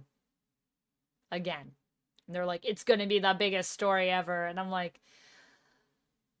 Will it be bigger than AVX? I don't know. We'll find out. We'll find out. But I mean, I like Jed McKay, so we'll see. We'll see how it goes. I will say that Jed McKay's X-Men didn't, like, grab me as intensely as I thought it might. But I did like what I read of it when I read that first issue. So, like, although I haven't been back, it's not because I don't like it. It's just there's too many other things to read. It's not because I don't think it has merit. But I know that Duck was saying that after Graham Malkin, he's going to drop X-Men. But it's not because I don't think it's bad. It's just because they're going into another event right away. And he's like, I basically didn't want to read events. I thought we were just doing, like, single series. And that's kind of what they said. And now they're making everything an event. And it's just too much. Yeah. Which, fair.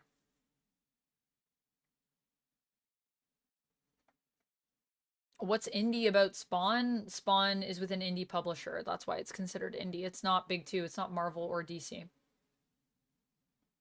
Yeah. Image is an indie company, and all of the artists and creators own their characters with Image. With Image, the way it works is like you have a series, and then you actually even have to like raise the money, but you like, or at least a portion of the money. I think Image puts up a portion of the money, and then you cover like the other amount, and then you get to keep proceeds though from your own work. So it works a little bit differently, and that's why we call it indie, even though Image is pretty big. Like, so don't. That's also true.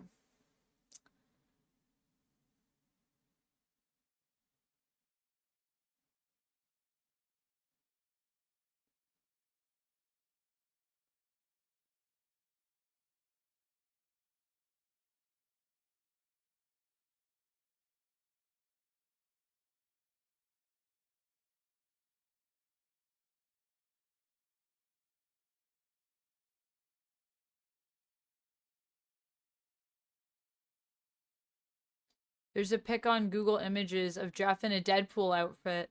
Just put Marvel Jeff Pool. Just put Marvel Jeff Pool. Oh, okay. Yeah. I believe that. Well, because Jeff used to be Deadpool's buddy. So that would also make sense. But yeah, he probably is wearing like a little Deadpool onesie because he was Deadpool's bud. All right, Joker, I'll talk to you later. Thanks for stopping by. Thank you, Rapala, for the hydrate. Let me grab my water. All right, let's talk about What If Galactus Transformed Gambit. I haven't read it yet. I don't recognize the writer, but I'm very curious to check it out. So let's take a little peek into it. This What If was a fun read. Oh, that sounds promising. I like to hear that. I'm glad I picked it up then. I wasn't sure if I was going to, but I was like, I feel like I should at least get a couple of these. I like the What If stuff. I think it's really fun in the comics. I mean, and the show, actually. Having looked back at the past 3 seasons, I gotta say, I think overall the show was pretty good. It just could have been stronger. Those are my thoughts on that. Okay, let's talk about this beautiful, beautiful issue. I also just love these colors. Who did the colors? Cici de la Cruz. These colors are rich, man.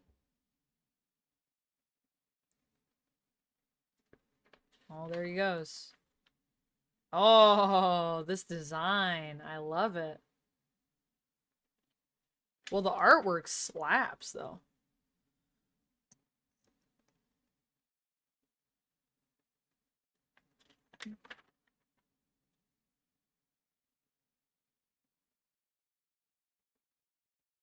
Yeah, this looks pretty fun. I feel like I'm really gonna like this. I think this is gonna be a fun read for me too. I think we're gonna be of the same mind on this one, amusing. This looks pretty cool. One of the ones I wanted to read before stream, but I didn't get there. Catching up on my Wonder Woman.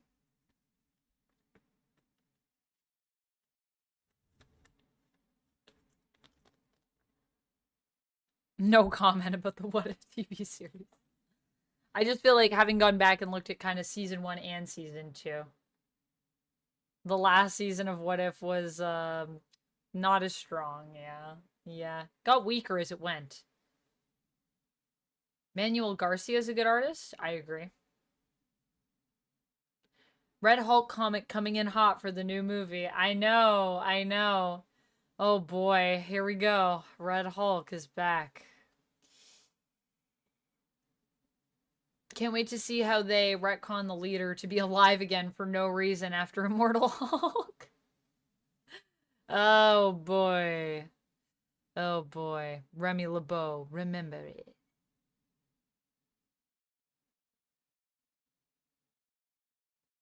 I don't think it was that much of the 1/3 of the What If issues. Issues? Or wait, you mean the episodes? I don't think it was that much, was it? Episodes. You're doing what I did in my video I'm using. I don't know if it was that many. I went through and looked at it, and I want to say like 5 or 6 total would be my guess from me going just through the episodes recently.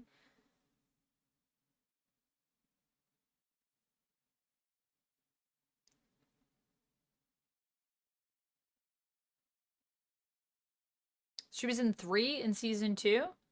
I guess the ending 2 and then the one with her and Nat. And 2 from season 3. So not quite a third then. Right? Or did season 3... No, season 3 only had 8 episodes, didn't it? So that's a quarter of season 2. She was in 1602. Yeah. 6, 7, 8. An entire third season worth, yeah. Because the other seasons were 9 episodes.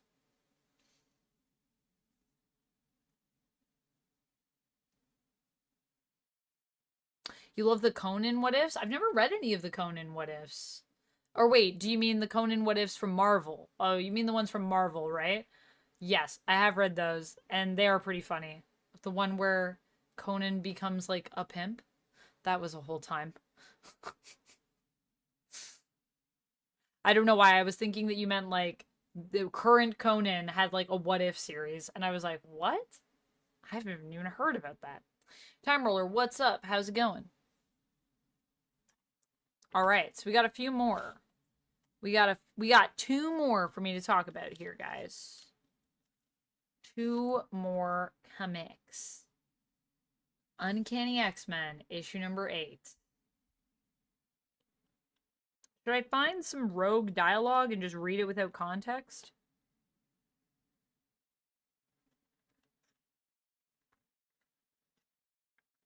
Because I haven't read the other issues, so...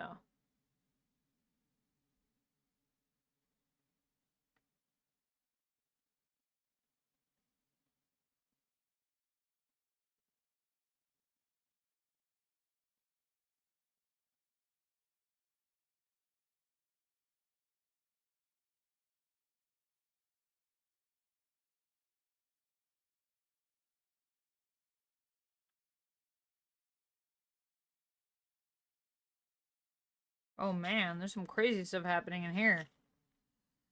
Okay, let me find a bit of rogue dialogue. Let me find some stuff. Can't think. It's like getting a root canal in your whole skull. This is my team, my family, and they're melting like candles. Whoever you are, whatever rock you crawled out from, mister, I'm gonna bash your head in with it.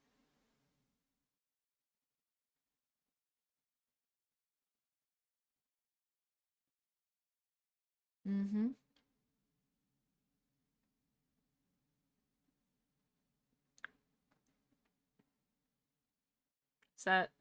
This is this guy?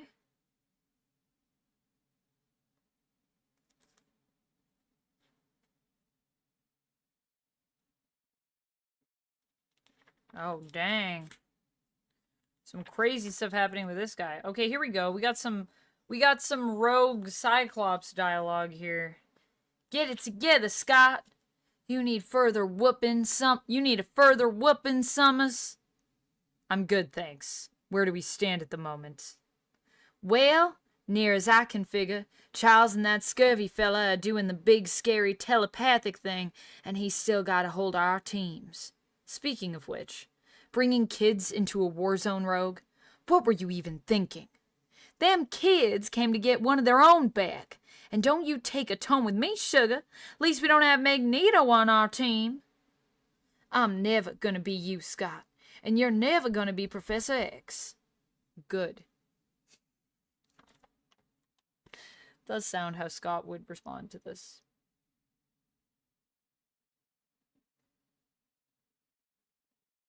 Okay, Mr. Take Charge, what's the next step? I watch Charles, you watch the sickly fellow. We pick someone from each of our teams to shake the rest out. Roger that. Who? Magik and Wolverine, they say in unison.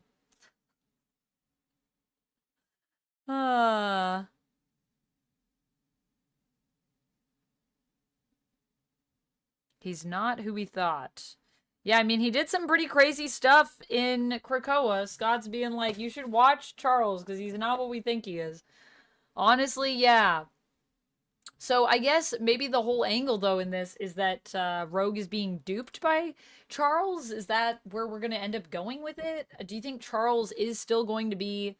Because I feel like they're setting him up to be, like, a disappointment to Rogue, and she's going to have to realize that, like, it all comes from within herself, not from, like, Charles or anything, you know? But I don't know. I don't know. Getting some more romantic stuff with Gambit and Rogue, so that pleases me, at least. I'll have to read the rest of it to see how I feel about it overall.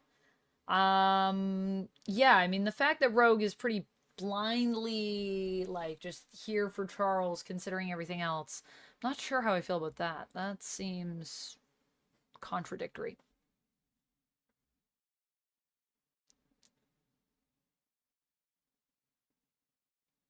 Wasn't Scurvy amping up their emotions? Is that Scurvy's power?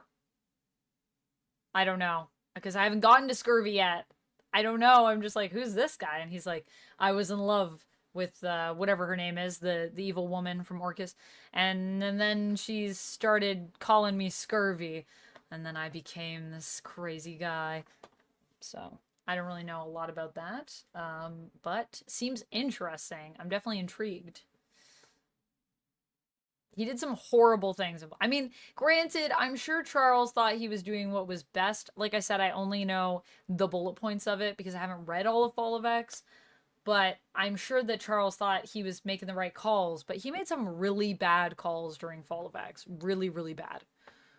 Wait until you read Scurvy and Charles's conversation. Oh, I'm excited. Dr. Ellis, yes. Thank you, ChemDog.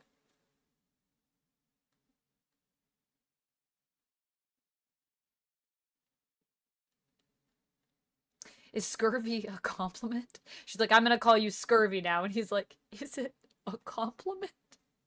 That's what I'm imagining.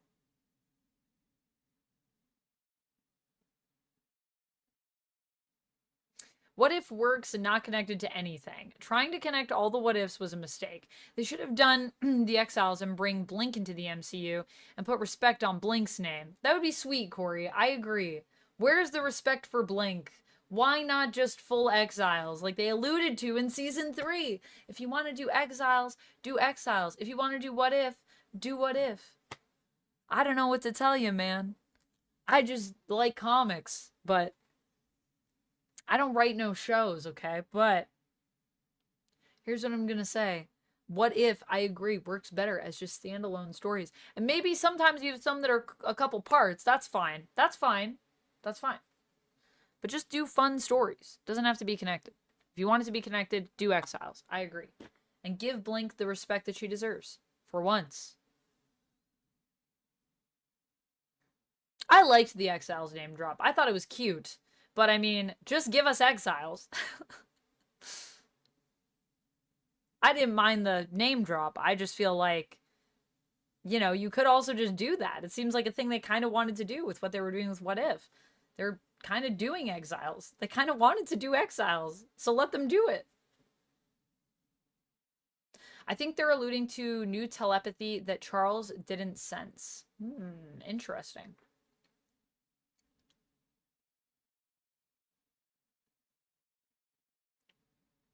So curvy, they put an S up front. That's literally the best comment of that. You win chat, Atomic Sorcery, you win chat. Oh my god, they put an S up front because he's so curvy. Scurvy. Never gonna be able to look at his booty the same way. It's called scurvy because he was handsome, but using his powers messed up his body. Yeah, that's what he was saying in, like, the flashback. I saw that, Chemdog. He was like, but then if I do it, it's gonna mess me up. And she's like, I don't care, you should do it anyways. Become scurvy. You're too curvy. The applause regarding what if thoughts. But what if they want it to be mediocre? Well, then they nailed it. I mean, honestly, though, like I said, I do think overall the show is good. I think overall it's good. It's not, like, bad. But season 3 and the ending of season 2 and season 3, it's just like, what are we doing here, guys? What are we doing? Exiles is such an awesome concept, done so well for so many years. I agree. I agree. And it allows you to explore so many different other realities, so it can still be multiversal. You can still do so much with it. You have a feeling that Scurvy's backstory will be so cringe? Well, we got some of it at the beginning of that last issue. The more we learn, we shall see. I don't think what I just saw was cringe. I feel like that was fine.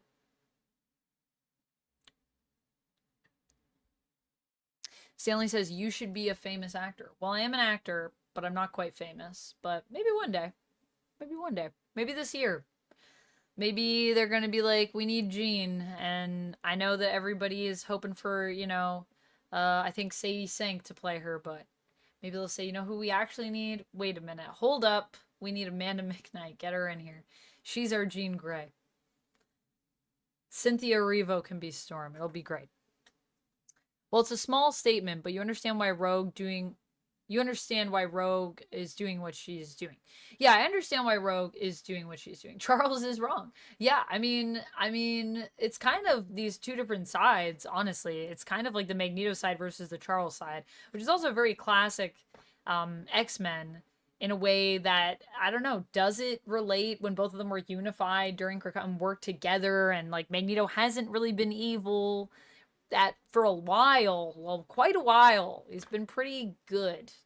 He's been pretty good guy for years now. I don't know.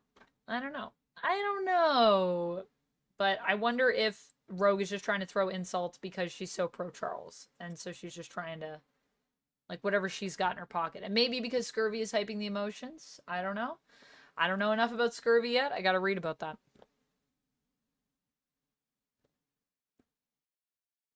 I like the What If TV show, but they should have done Exiles. Exiles, I think, would have fit kind of more what they wanted to do with just tying everything together. Then you can have, like, a team. We can just follow them around. I think that would still be fun. One of your besties has been working on Exiles and AOA half sleeve for a few years now. Looks pretty wild. Nice. Nice, Jorts. Just Exiles and AOA on a half sleeve. Like, top of the arm, bottom of the arm. Sounds pretty sick. Don't forget us when you get famous. I won't, Corey. I'll never forget you. Don't worry. Hopefully you'll all be here for it if it happens. When it happens. I don't know. Will it happen? I should say when, not if, because that's how you manifest stuff. Scott is privy to info Rogue doesn't know. Scott is privy to info that Rogue doesn't know. Interesting. Yeah, I gotta read X-Men. I also got to read X-Men so I can know about that. But what do you mean? What do you mean, Corey? Tell me about this info. Or is it spoilers? Is it stuff that you don't want to tell me because it'll spoil stuff? I'm curious. Yeah. Although, actually, I don't know if I want to be famous. Can I just say? I don't know if I want to be famous. I just want to be an actor and do some good stuff. I don't need to be famous. I just need to do good work. Then I'll be happy. I mean, I already am happy. I'll be even more happy than I am now. Prashan, hello. How's it going? We're talking comics. What have you been reading lately? How have you been? We need to set something up for next week to, like, film some stuff together. You and me and you. Let's do it. Let's make some content. How are you doing? Hope you're doing well. I've been seeing you. I love how I just, like, when I'm on Discord, I'm like, there's Prashan playing more Marvel Rivals, and you make me want to play Marvel Rivals. Actually, after this, should I play some Marvel Rivals? Is that a thing? Is that a thing I should do? What do you think?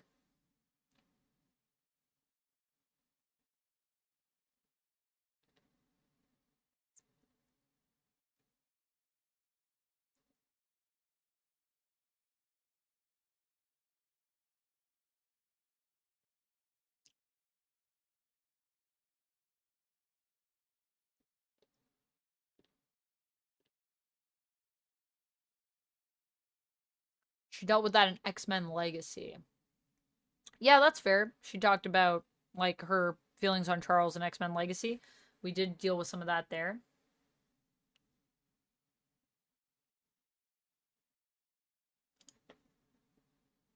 Being famous would be a nightmare. Yeah, this is true. This is true. I feel like being famous is not the best, but it does sometimes come with success when you are a person on a screen.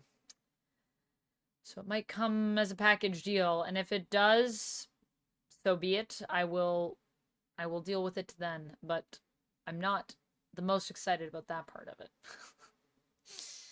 Log, happy 55 stream streak. What the heck? That's so long. Oh my goodness. Hello, how are you? Welcome in. Hello. I know what you mean. I just want to make my comics my way with nobody trying to tell me how to make my stuff. That would be nice. Unfortunately, editorial exists. So we'd probably have to deal with them.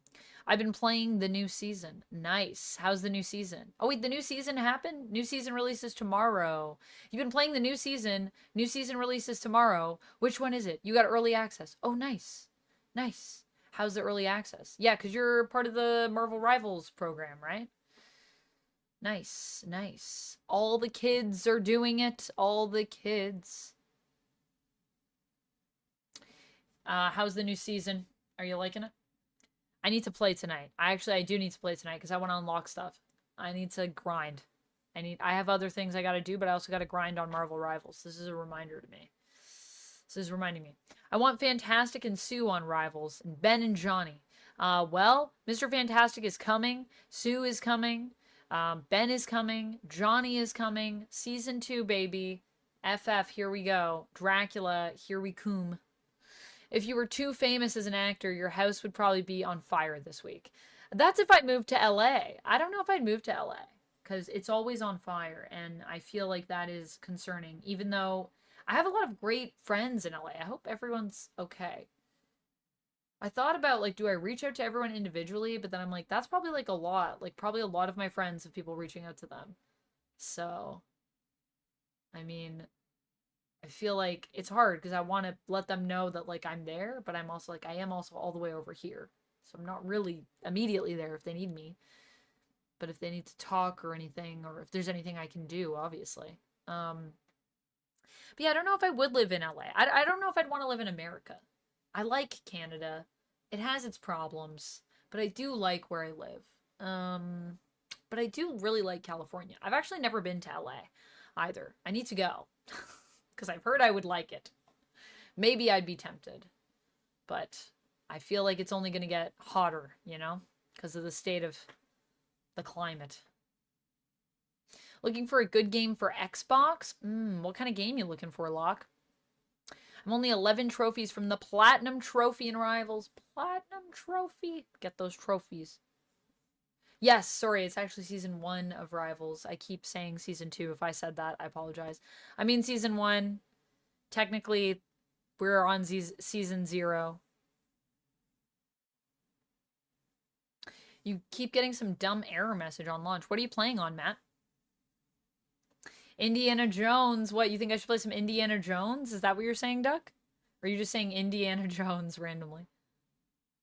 Don't go to California right now. Oh yeah, no. It's not safe to go to California. I think there's actually an alert that was put out for Canadians that, like, I don't know if we can go, or, like, not a travel ban, but I think there was, like, a travel advisement put out of, like, don't go to California right now.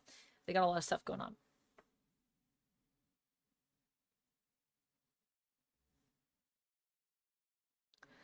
I saw a thing on Reed copying Luffy. I laughed at the thought of a near 60-year-old character copying a 25-year-old character. What? Copying Luffy? Yeah, you mean because, like, Mr. Fantastic has been around for longer? Yeah. Although I feel like Luffy uses his powers better. I was reading One Piece the other day and just talking about this. I was like, imagine if Mr. Fantastic fought like Luffy. That would be crazy. I feel like a lot of the times his stretchy powers are just not very well utilized or written. However, what did I read him in lately? Oh, when I was reading him in Blood Hunt, I kind of liked what they were doing with him. I don't know. I don't remember who wrote the Blood Hunt stuff. I guess whoever's on, oh, I guess that would be Ryan North, I think, is writing Fantastic Four right now. I really need to catch up on Ryan North's Fantastic Four. Can I just say? Because, like, I feel like I'm really going to love it. I read a few issues near the beginning, and then I had my year off of the big two for collecting, and so I didn't read, and now I feel like I need to get caught up. And anyways, I just like Ryan North as well. Also Canadian. Fame can get you out a ticket. Can get you out of a ticket? A ticket? I think the best way to get out of tickets is to not get any tickets. That's my goal in life. Don't get any tickets. Don't give anyone a reason to give me a ticket. So far, it's been pretty good. I think I've only ever gotten one ticket. No, maybe 2 tickets. Parking tickets. Parking tickets. That's it. Granted, I don't drive every day, so... How famous do you want to be? Give an example of a celebrity that is as famous as you want to tolerate to be. None. I don't want to be famous. I just want to talk about comics and be an actor. I just want to play video games and be an actor and just do that thing. And I don't want to be at all famous, I think. But I think it's a little late. I think I'm already like, I wouldn't say I'm famous. Some people say I'm famous. I wouldn't say I'm famous, but people do know of me. So it might be too late. We're already on the path. Let me show you guys this last one that I have. This is Exceptional X-Men 4. This is like, I think, old now. I mean old. I mean, not old, but you know what I mean. Older. But I did just read it, and I really liked it. Other than we were talking about how did Bobby come back to being a human, but I don't know if that's explained somewhere else or if that's been explained somewhere and I missed it. I don't know. But this, I like just the visuals. Like, look at this. Look at this. Trista with her crush, and then they're talking about auditioning for the musical, and then in the background, they're, like, basically, like, kind of in silhouetting this position of, like, where they maybe want to be in. It's, like, super cute. Anyways, I love the teen drama. I love the training. I love the stuff that's going on with Kitty in this. I love the stuff with Bobby and Kitty. I just like all of it. I just feel like it feels really good. I like the mystery. I like the intrigue. I like the twist. There's a twist in it. I'm not going to spoil it for you guys, but there's a lot of elements of this that I really enjoy. So, there's that.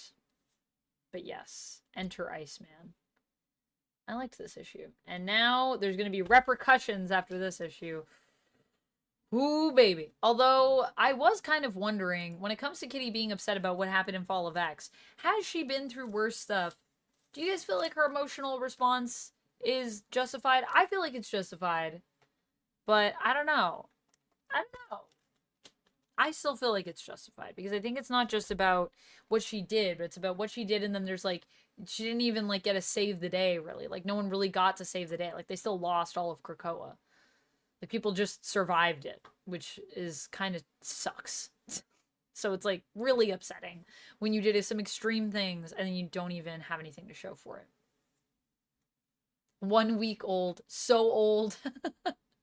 It's old now, guys. It was explained in his own series. Oh, okay. In his own, in the mini series. Emma's great. We love Emma. Emma's great in this. She's like, why don't I go into other people's minds? I don't know, because I hang out with people that, like, kind of condemn just going into people's minds willy-nilly. I don't know why I do that. It's ridiculous. It's kind of ridiculous, but I guess that's what I'm into. I guess I'm a hero. You know how it is. The moment you become famous or rich is the moment people want something from you. You're better off known, but not elevated to the point of fame. Yes, I agree, Locke. Although I will say I've already experienced people wanting something or a shift sometimes when I interact with people.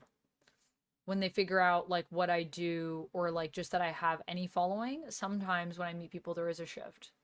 So that makes it challenging. And then that makes me kind of see why, like, celebrities often date, like, other celebrities and stuff like that, or, like, hang out with other celebrities. Because it's like you're hanging out with other people that kind of get that, who aren't going to, like, look at you and, like, have stars in their eyes. So I have kind of already experienced that, but that is the thing that I really don't love about it, that, you know, I think only gets more of that, worse, if you will, as it continues. So yeah, that is true. I plan to ignore what Dugan did with Kitty, to be honest. Oh, in X-Men? In Marauders? In Marauders, you mean? Amusing? You didn't like Marauders? I liked Marauders.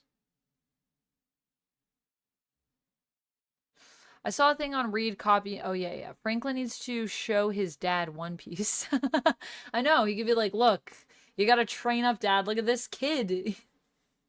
Look at him. I don't think it has been explained. Well, Amusing says in the Iceman series, it was, apparently. She needs a break. I know. Kitty does need a break. Fall of X. Marauders was good. Oh, so you mean in the Fall of X series. Got you. Got you. But her Fall of X stuff, no thanks. Haven't read all of Fall of X. I've only read the beginning of it. So I can't comment on it. But I'll let you guys know when I read it, because I was thinking, I'm like, I feel like maybe I should just bite the bullet and go back and read all of Fall of X. And then I could do a video on it being like, guys, it's over. I finally finished the Krakoan Age. I finally finished Fall of X. After a year or so, basically, of being in denial and not wanting to read it, because I didn't want Krakoa to end, and because it started to go to places that I was like, this is a bit stinky, I went back and I read it. And then I can tell you guys how stinky I think it is. Or maybe it'll surprise me, and I'll weirdly be the one person that really likes Fall of X.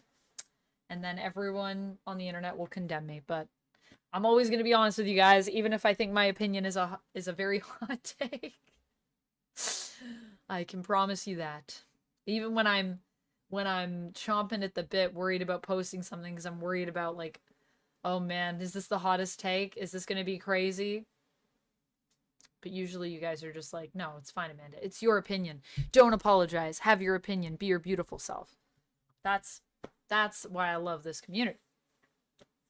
I think we can all be honest, and we don't have to see eye to eye, and that's the best thing about it. Do I find my chair comfortable? Yes, I do, Guilty Hero. I find it very comfortable. I sit in it a lot. I do. It is a Secret Lab chair, not sponsored, but this was purchased for me thanks to some donors over on my Throne page and also on my OF. So thank you for everyone that supported my funds to get a very comfortable chair. Because I'm in it a lot, so I really do need it. I used to be sitting in a folding chair, so we've leveled up quite a bit. So thank you. I mean, Marvel literally killed a country and race, basically. Fall of X has moments, but it was always going to be a downer. That is true. That is true. You just got done modding. Nice. Marvel Man, how's it going? What comics are you reading? How's your life? How was modding? Hot take from Amanda. Hot off the presses. Take this hot take. I mean, you got me to go see Wicked, and I had no real desire to before your review. Nice, Rapala. What did you think of Wicked? Did you like it? Did you not like it? What were your thoughts on it? I'm glad that I got you to go see it, though, because I love Wicked, so I'm always going to tell y'all to go see it, because, yeah, I love it. Krakoa and the mutant population that is now not gone, but inaccessible. Man, I would love if Krakoa came back, but I do think we need time. And I don't know if it'll ever come back. I don't know if here's the thing. I would love it, but I also don't know if I want it. I don't know if I should have it. I think it's beautiful as a little time capsule. I just wish that it ended better, but it was always going to be a downer. Even if it had ended, I think the way that Hickman initially wanted to end it, I think is always going to be sad. It was just whether or not that ending would have maybe more or less quality and make more or less sense, maybe? I did like it. Not what I expected, in a good way. Kind of sad, too. It is very sad. Oh, you don't even know the amount of tears I shed. I would cry like half my face paint off. Krakoa had its time. It did. And it had a long time. We got a lot of Krakoa. We got a lot of good times. Fall of X made me have negative feelings for the world. Lol. Corey, I like this observation. Even though I knew it was coming. I know. It's like, even, I don't think there was ever going to be, like, really a great way to end it, because I didn't want it to ever end. But I don't think you want to do it forever. I don't know. I don't know. It's sad. When I go back and read it, I'll do a video on Fall of X for you guys, and I'll tell you my thoughts and feelings on it once I go back. That's all my comics, by the way, guys. So what do we have that we could also talk about? I was thinking if anyone wanted to talk about Skeleton Crew, I'm happy to talk about that with you guys. I'm really liking it. I'm very intrigued to see the way it ends, although I know, like, obviously characters are going to be safe. I like how I do feel like there's imminent danger, even though I know, like, you know, these are kids, so I don't think they're going to be, like, taking out any of these kids. That would be pretty terrible. But I do feel like everyone's always in legitimate peril, and I like what we're doing with it. I just feel like it's really fun and different and just a cool adventure. So we'll see how it ends. Very curious to see learn more about AT-AT and maybe meet the supervisor, who I have theories about who it is. Have theories. Maybe that pirate leader. Maybe he's just running AT-AT. So there's that. And what else have I been watching? I finished Squid Game, which I want to do a video on. Loved it. Seriously, one of the best. Skeleton Crew is a solid 7 out of 10. Yeah, I would say right now, I would say it's like an 8 for me out of 10. But I mean, I guess out of 5, which is usually how I do it, I'd say 4 out of 5. So far, I think there could be a little bit more it could be giving me. Like, I would love, like, just, I don't know, like, maybe a bit more depth to it, maybe. Only off by 1 episode of Skeleton Crew. Okay, well, I won't say anything, but I did watch the latest episode, and what a cliffhanger. The cliffhangers kill me. I don't know nothing about an AT-AT. I never heard of no AT-ATing. I need that on a shirt. Oh boy. I was mad they cut Squid Game short. You were mad that it was a 2-parter? Oh, I know. But you know, it's interesting because I feel like it is 2 different acts, right? Like, I understand why they split it there. And we don't have too long to wait. It's coming this year, so at least we don't have too long to wait. But I know, what an ending. I was like, what? That's how you're ending the season? Ah! And they were like, the next season's coming 2025. And I was like, good.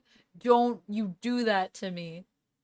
But I think it makes sense because I think now it's like the games are really going to begin. You know what I mean? You know what I mean if you've seen it.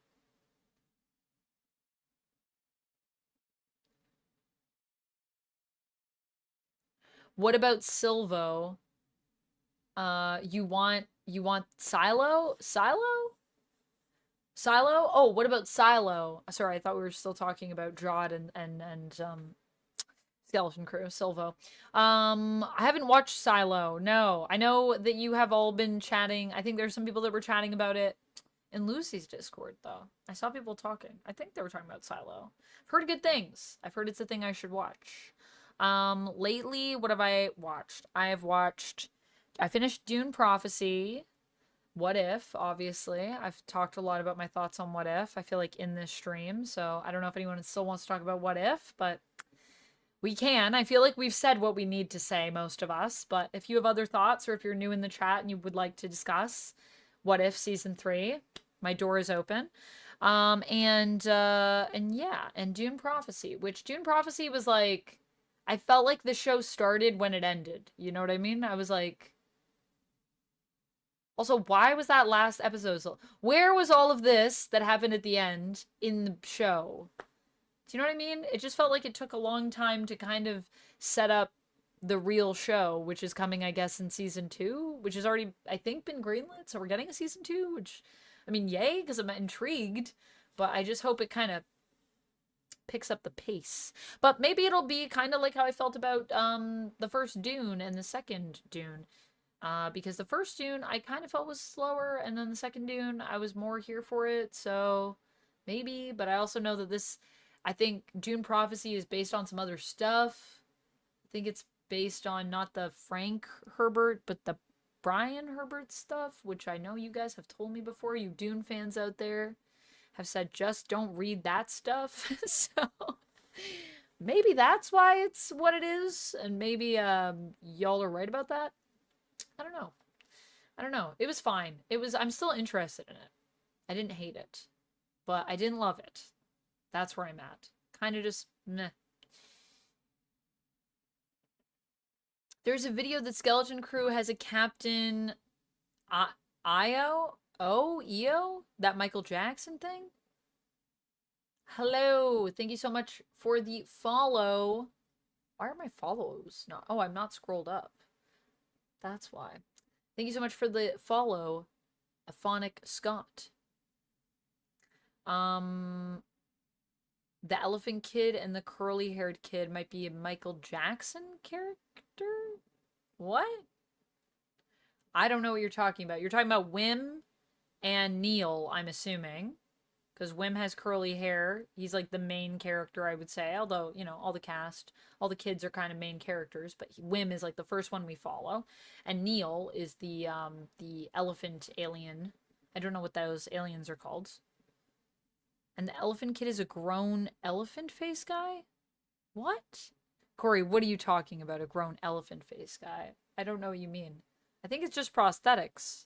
Who plays Neil in Skeleton Crew?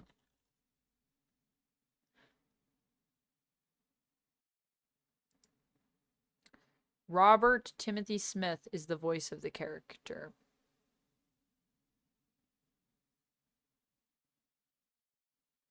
Casey Borrowman serves as the performance artist for Neil. So I guess, is Neil all animated or is there any prosthetic? I literally thought it was like real. I thought it was practical. Did they just have him in and then they just like CG him? This is intriguing to me. I need to look more into the making of Skeleton Crew. I think there's actually like vignettes on Disney Plus about the making of it. I want to watch that. I'm very curious before I do my review on it once it's done. I was doing episodics, but it's hard for me to keep up with those.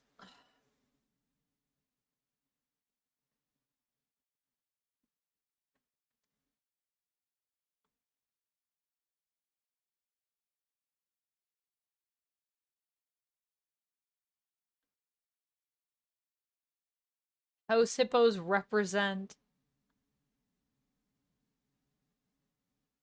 He looks CGI'd. I feel like he didn't look CGI'd to me. I thought it was practical.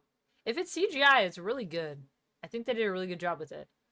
Thoughts on Star Wars Skeleton Crew? Are you still liking it? Because I'm still here for Goonies in Space. Me too, Locke. We were just talking about it, and I was saying yes. I'm very much still here for Goonies in Space. I was saying I think I'd give it a 4 out of 5 so far. We'll see how the ending goes, though. I do feel like there's a lot riding on the ending because there are mystery elements to it with everything that's happening with Ad-Atten. So we'll see. But okay, so like, I don't want to spoil anything that happened last episode because I know ChemDog hasn't seen it. But there's a part where just like Silvo goes off and I was like, oh my god. It was so good. It was so good. That's what I have to say about that.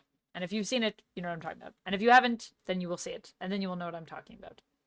But I don't think it's spoiling anything.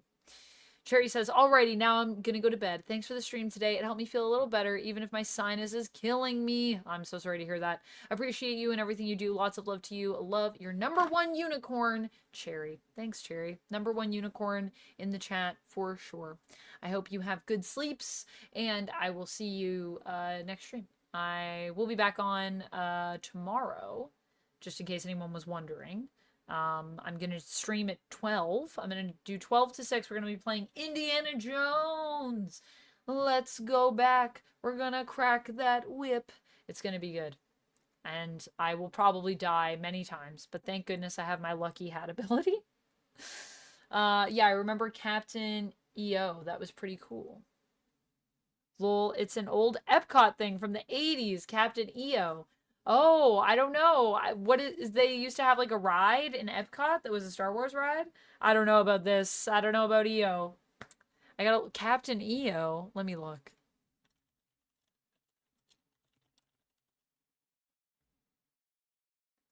Oh, I got you. I got you. It was like a thing, a 3D science fiction short film. Got you. Are people saying that he just like looks like Michael Jackson and then there was also an elephant character in it? Was it Star Wars and Michael Jackson? What is this? It's a film directed by Francis Ford Coppola? What?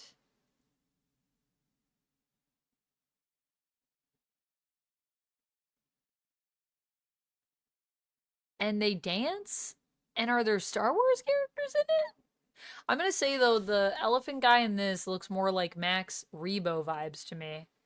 A little bit more like Max Rebo, but Max Rebo is like a different type of alien, I think. I don't know if Neil is the same race. And let me look up Max Rebo. So, Ortolan. Its own alien race. So Neil's from his own alien race. Okay, so Neil is his own thing. Max Rebo is an Ortolan. But Neil is not. Interesting. Hello, Rob. How's it going? The 80s were wild. I did not know about Captain EO, but now I know. Now I know. Bye, Red. Are you heading out? Have a good night. The 80s were wild. Michael Jackson's Moonwalker. I don't think so. I'm pretty sure he's a Max Rebo guy. No, they said he's his own race. Literally the creators said he's his own thing. New alien in Star Wars, yeah. It does look like Ortolans though, I guess, which is what Max Rebo is. But I feel like Max Rebo does look different enough that I was like, I don't know, because they could be different races. And then when they were like, yeah, they're different races, I was like, sure. I'll accept this. I don't think it's weird. They just look similar. Sure. But I don't know what his race is called.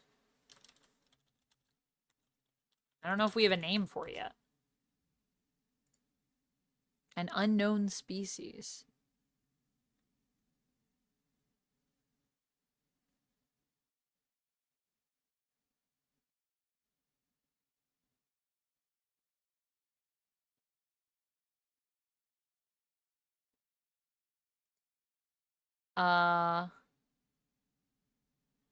Everyone is just talking about how much they love Neil.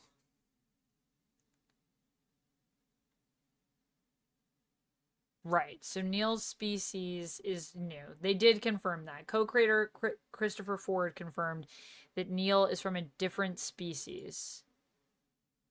Does this take me to the link? This is on StarWars.com.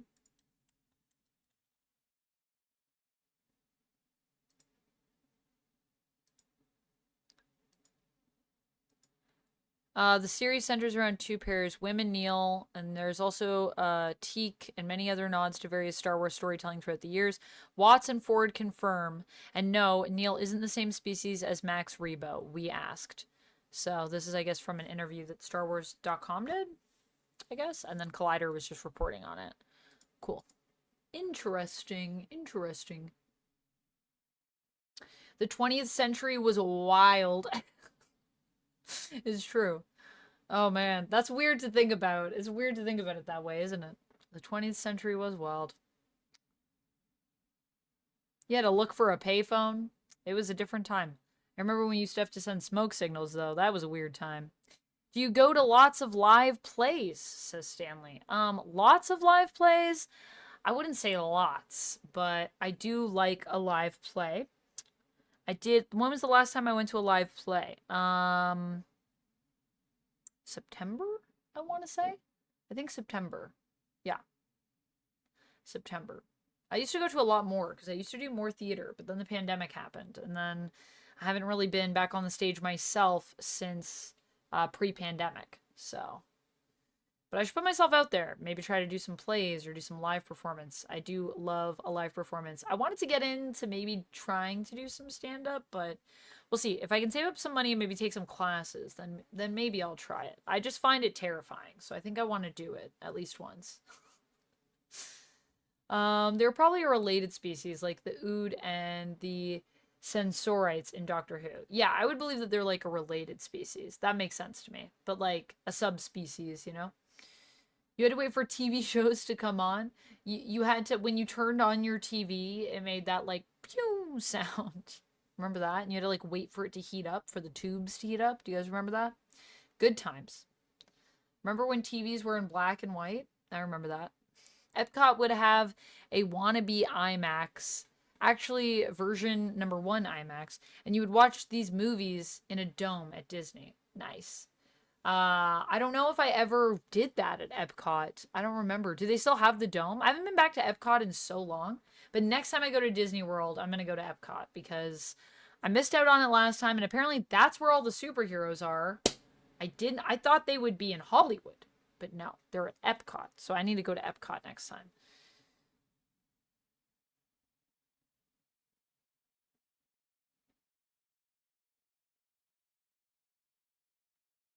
Is it okay if you self-promote? You can do it in the Discord if you want, Rob. What do you want to promote? Self-promotion usually is not allowed in the chat. Critter Nation says, you do stand-up? I do not. No, I've never done stand-up. I just think it's interesting. I really like stand-up. And I'd kind of like to try it, just to like fall on my face and experience that. I feel like it's very brave to do comedy in that way, because I feel like you really put yourself out there. Even if you're playing a character, it's like very personal, I feel like. So, yeah. And you gotta write stuff. I'd love to examine where humor comes from as well, and just like examine humor in terms of just like psychology through my experience as a comedy performer, because one of the things that I always think is fascinating is I tend to be considered as one of those funny people, but like people will say to me sometimes, oh, because like do that thing that you do where you're like really funny, and I'm like, I don't know what that is, because I don't know why I'm funny. Like I don't try to be funny, I just exist, and then sometimes people find it funny and I don't really know why. I don't really know why. I just know that I can do it. But I'd love to understand more where that humor comes from and why people find things funny or don't, so that I could actually like hone that skill a bit more and maybe use it as opposed to just existing. Yeah, we have a channel for that, Rob, over on Discord for self-promotion.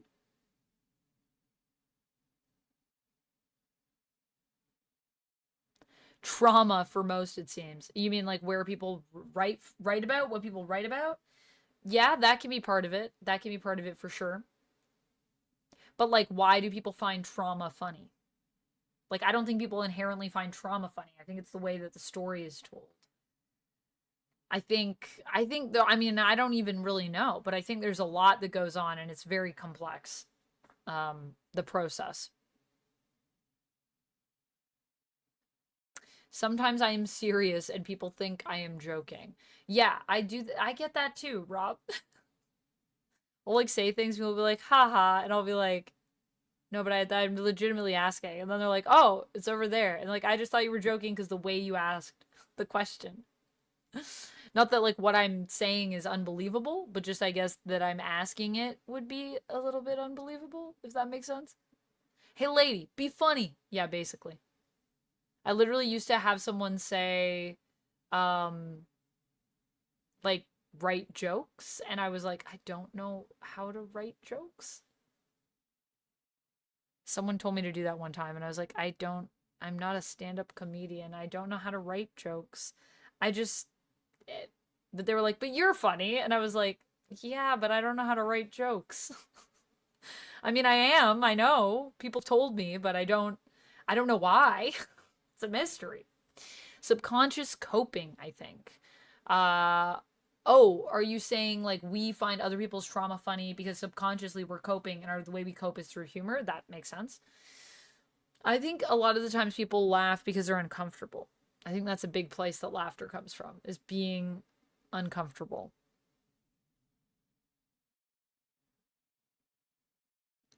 Yeah, I don't know about it like necessarily in terms of like processing your trauma. I guess you could use comedy for that. I'd probably go to therapy for that. I don't know if I'd, but I mean, I think that you can use comedy in a way to move people in a really deep and powerful way because it is a powerful way to connect with people. And I think, you know, that's in relation to some of the people that are my favorite comedians, is kind of how they use it as like a kind of a vehicle for introspection. I don't know if I would necessarily say it's them processing their trauma on stage and stuff like that, but I think it's a way for them to take things that they've experienced in their life and kind of like learn from them and then maybe like help you as the audience to reflect on things in your life and maybe learn from your own experiences through their connection through the comedy. It's very interesting. It's fascinating.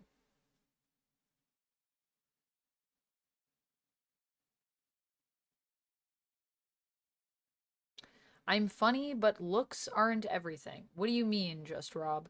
I was in a coma at age 6. A rumor got started about it. People used to gossip about you being in a coma? That sounds rough.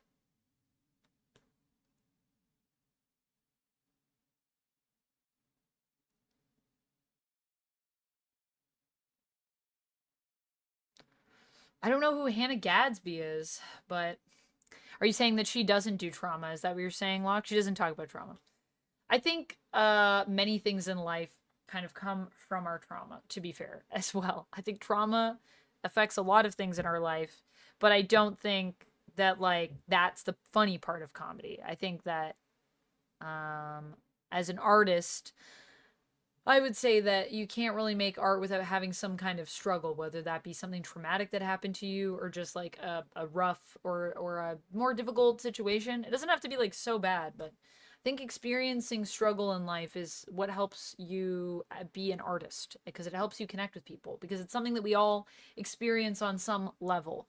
Even if you have everything, there's still some problem that you have in your life. Like you're never without something.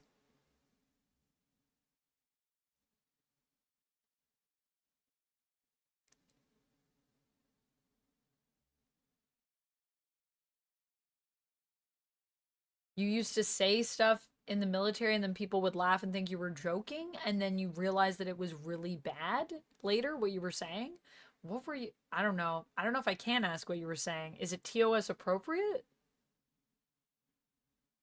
Yeah, I haven't had anything like that. It's more like I think what I say sometimes, it's not that it's like a bad thing that I said, it was more like a weird thing that I said. Or the way I say things sometimes is strange.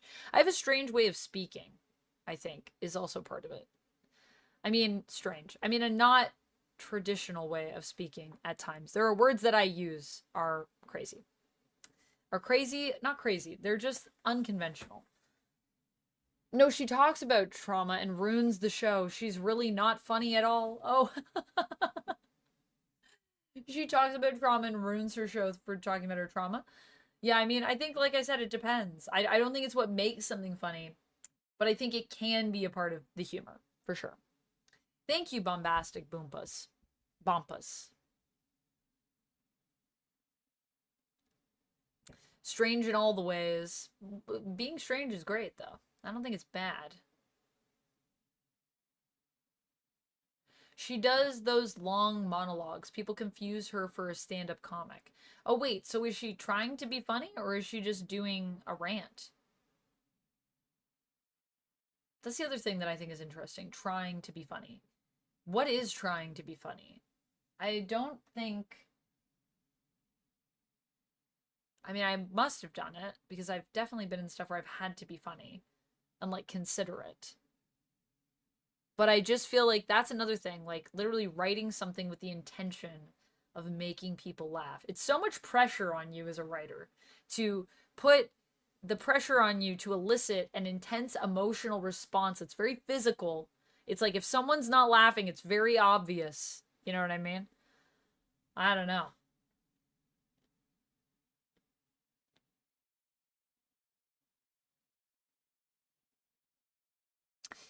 Find their people, and once they find their comedy, they can do a general audience comedy. Right, but what is comedy? That's the question.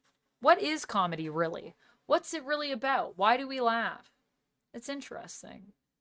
I mean, yeah, once you find your people in anything, you're gonna find your thing. That's the I think that's what you need to do as an artist is find a way to connect with people. And then once you and I mean, I would say that a lot of people that are very successful are the people that can connect with so many people across multiple different different demographics, if you will. Hey James, how's it going? Thank you for the hydrate, Lamar Zeno. Well, friends, I think that's where I think I'm going to call it for today. We're kind of just talking about comedy now, which is great. I like it. But that's kind of all we have to say, I think, about nerdy things today. But I'll be back tomorrow. We're going to play Indiana Jones at noon. And I will be back on Sunday. We're going to do taxes. Tax season is returning. The great tax stream. I know people enjoyed them last year, so we'll see if people like them this year. And you can do some co-working with me. You can work on your own taxes. You could work on anything else that you have going on. Should be like just a nice, we'll do like a Pomodoro, so it'll be like 20 minutes on and then 5 minutes off where we just chat for a bit. And I find them really, really good for being productive.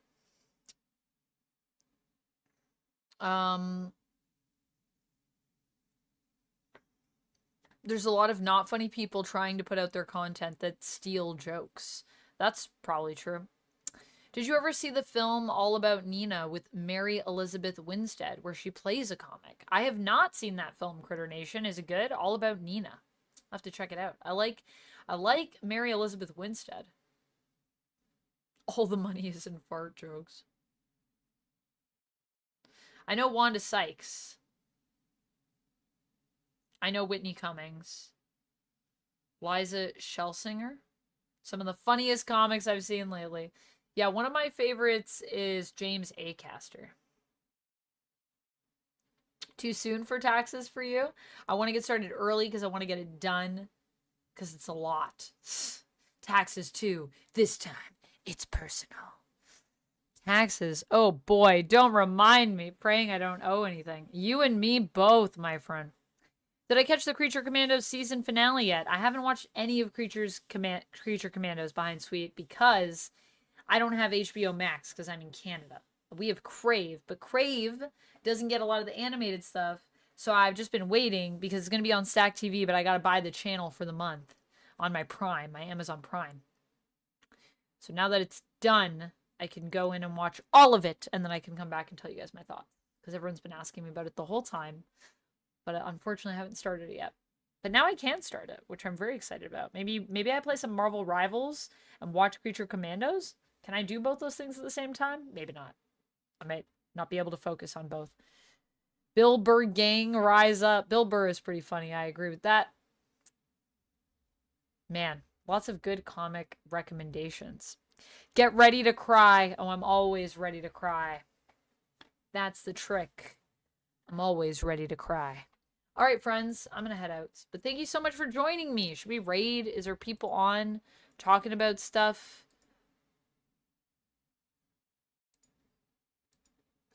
Is there stuff? The stuff.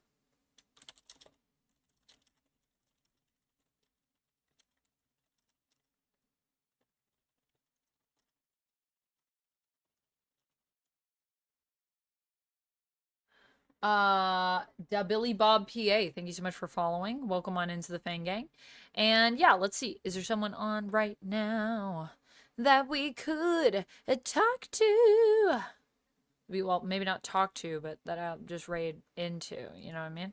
You know what I mean? You know what I mean? I mean, we could. People are playing Marvel Snap. People are playing.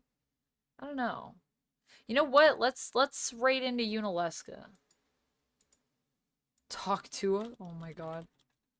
Oh my god.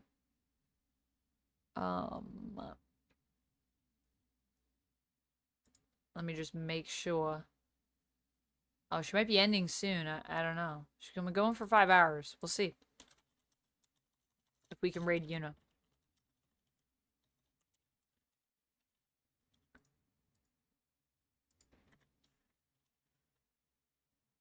Alright. Let's go raid Yuna. For those of you that are watching on Twitch. For those of you that are watching on YouTube, you're all great.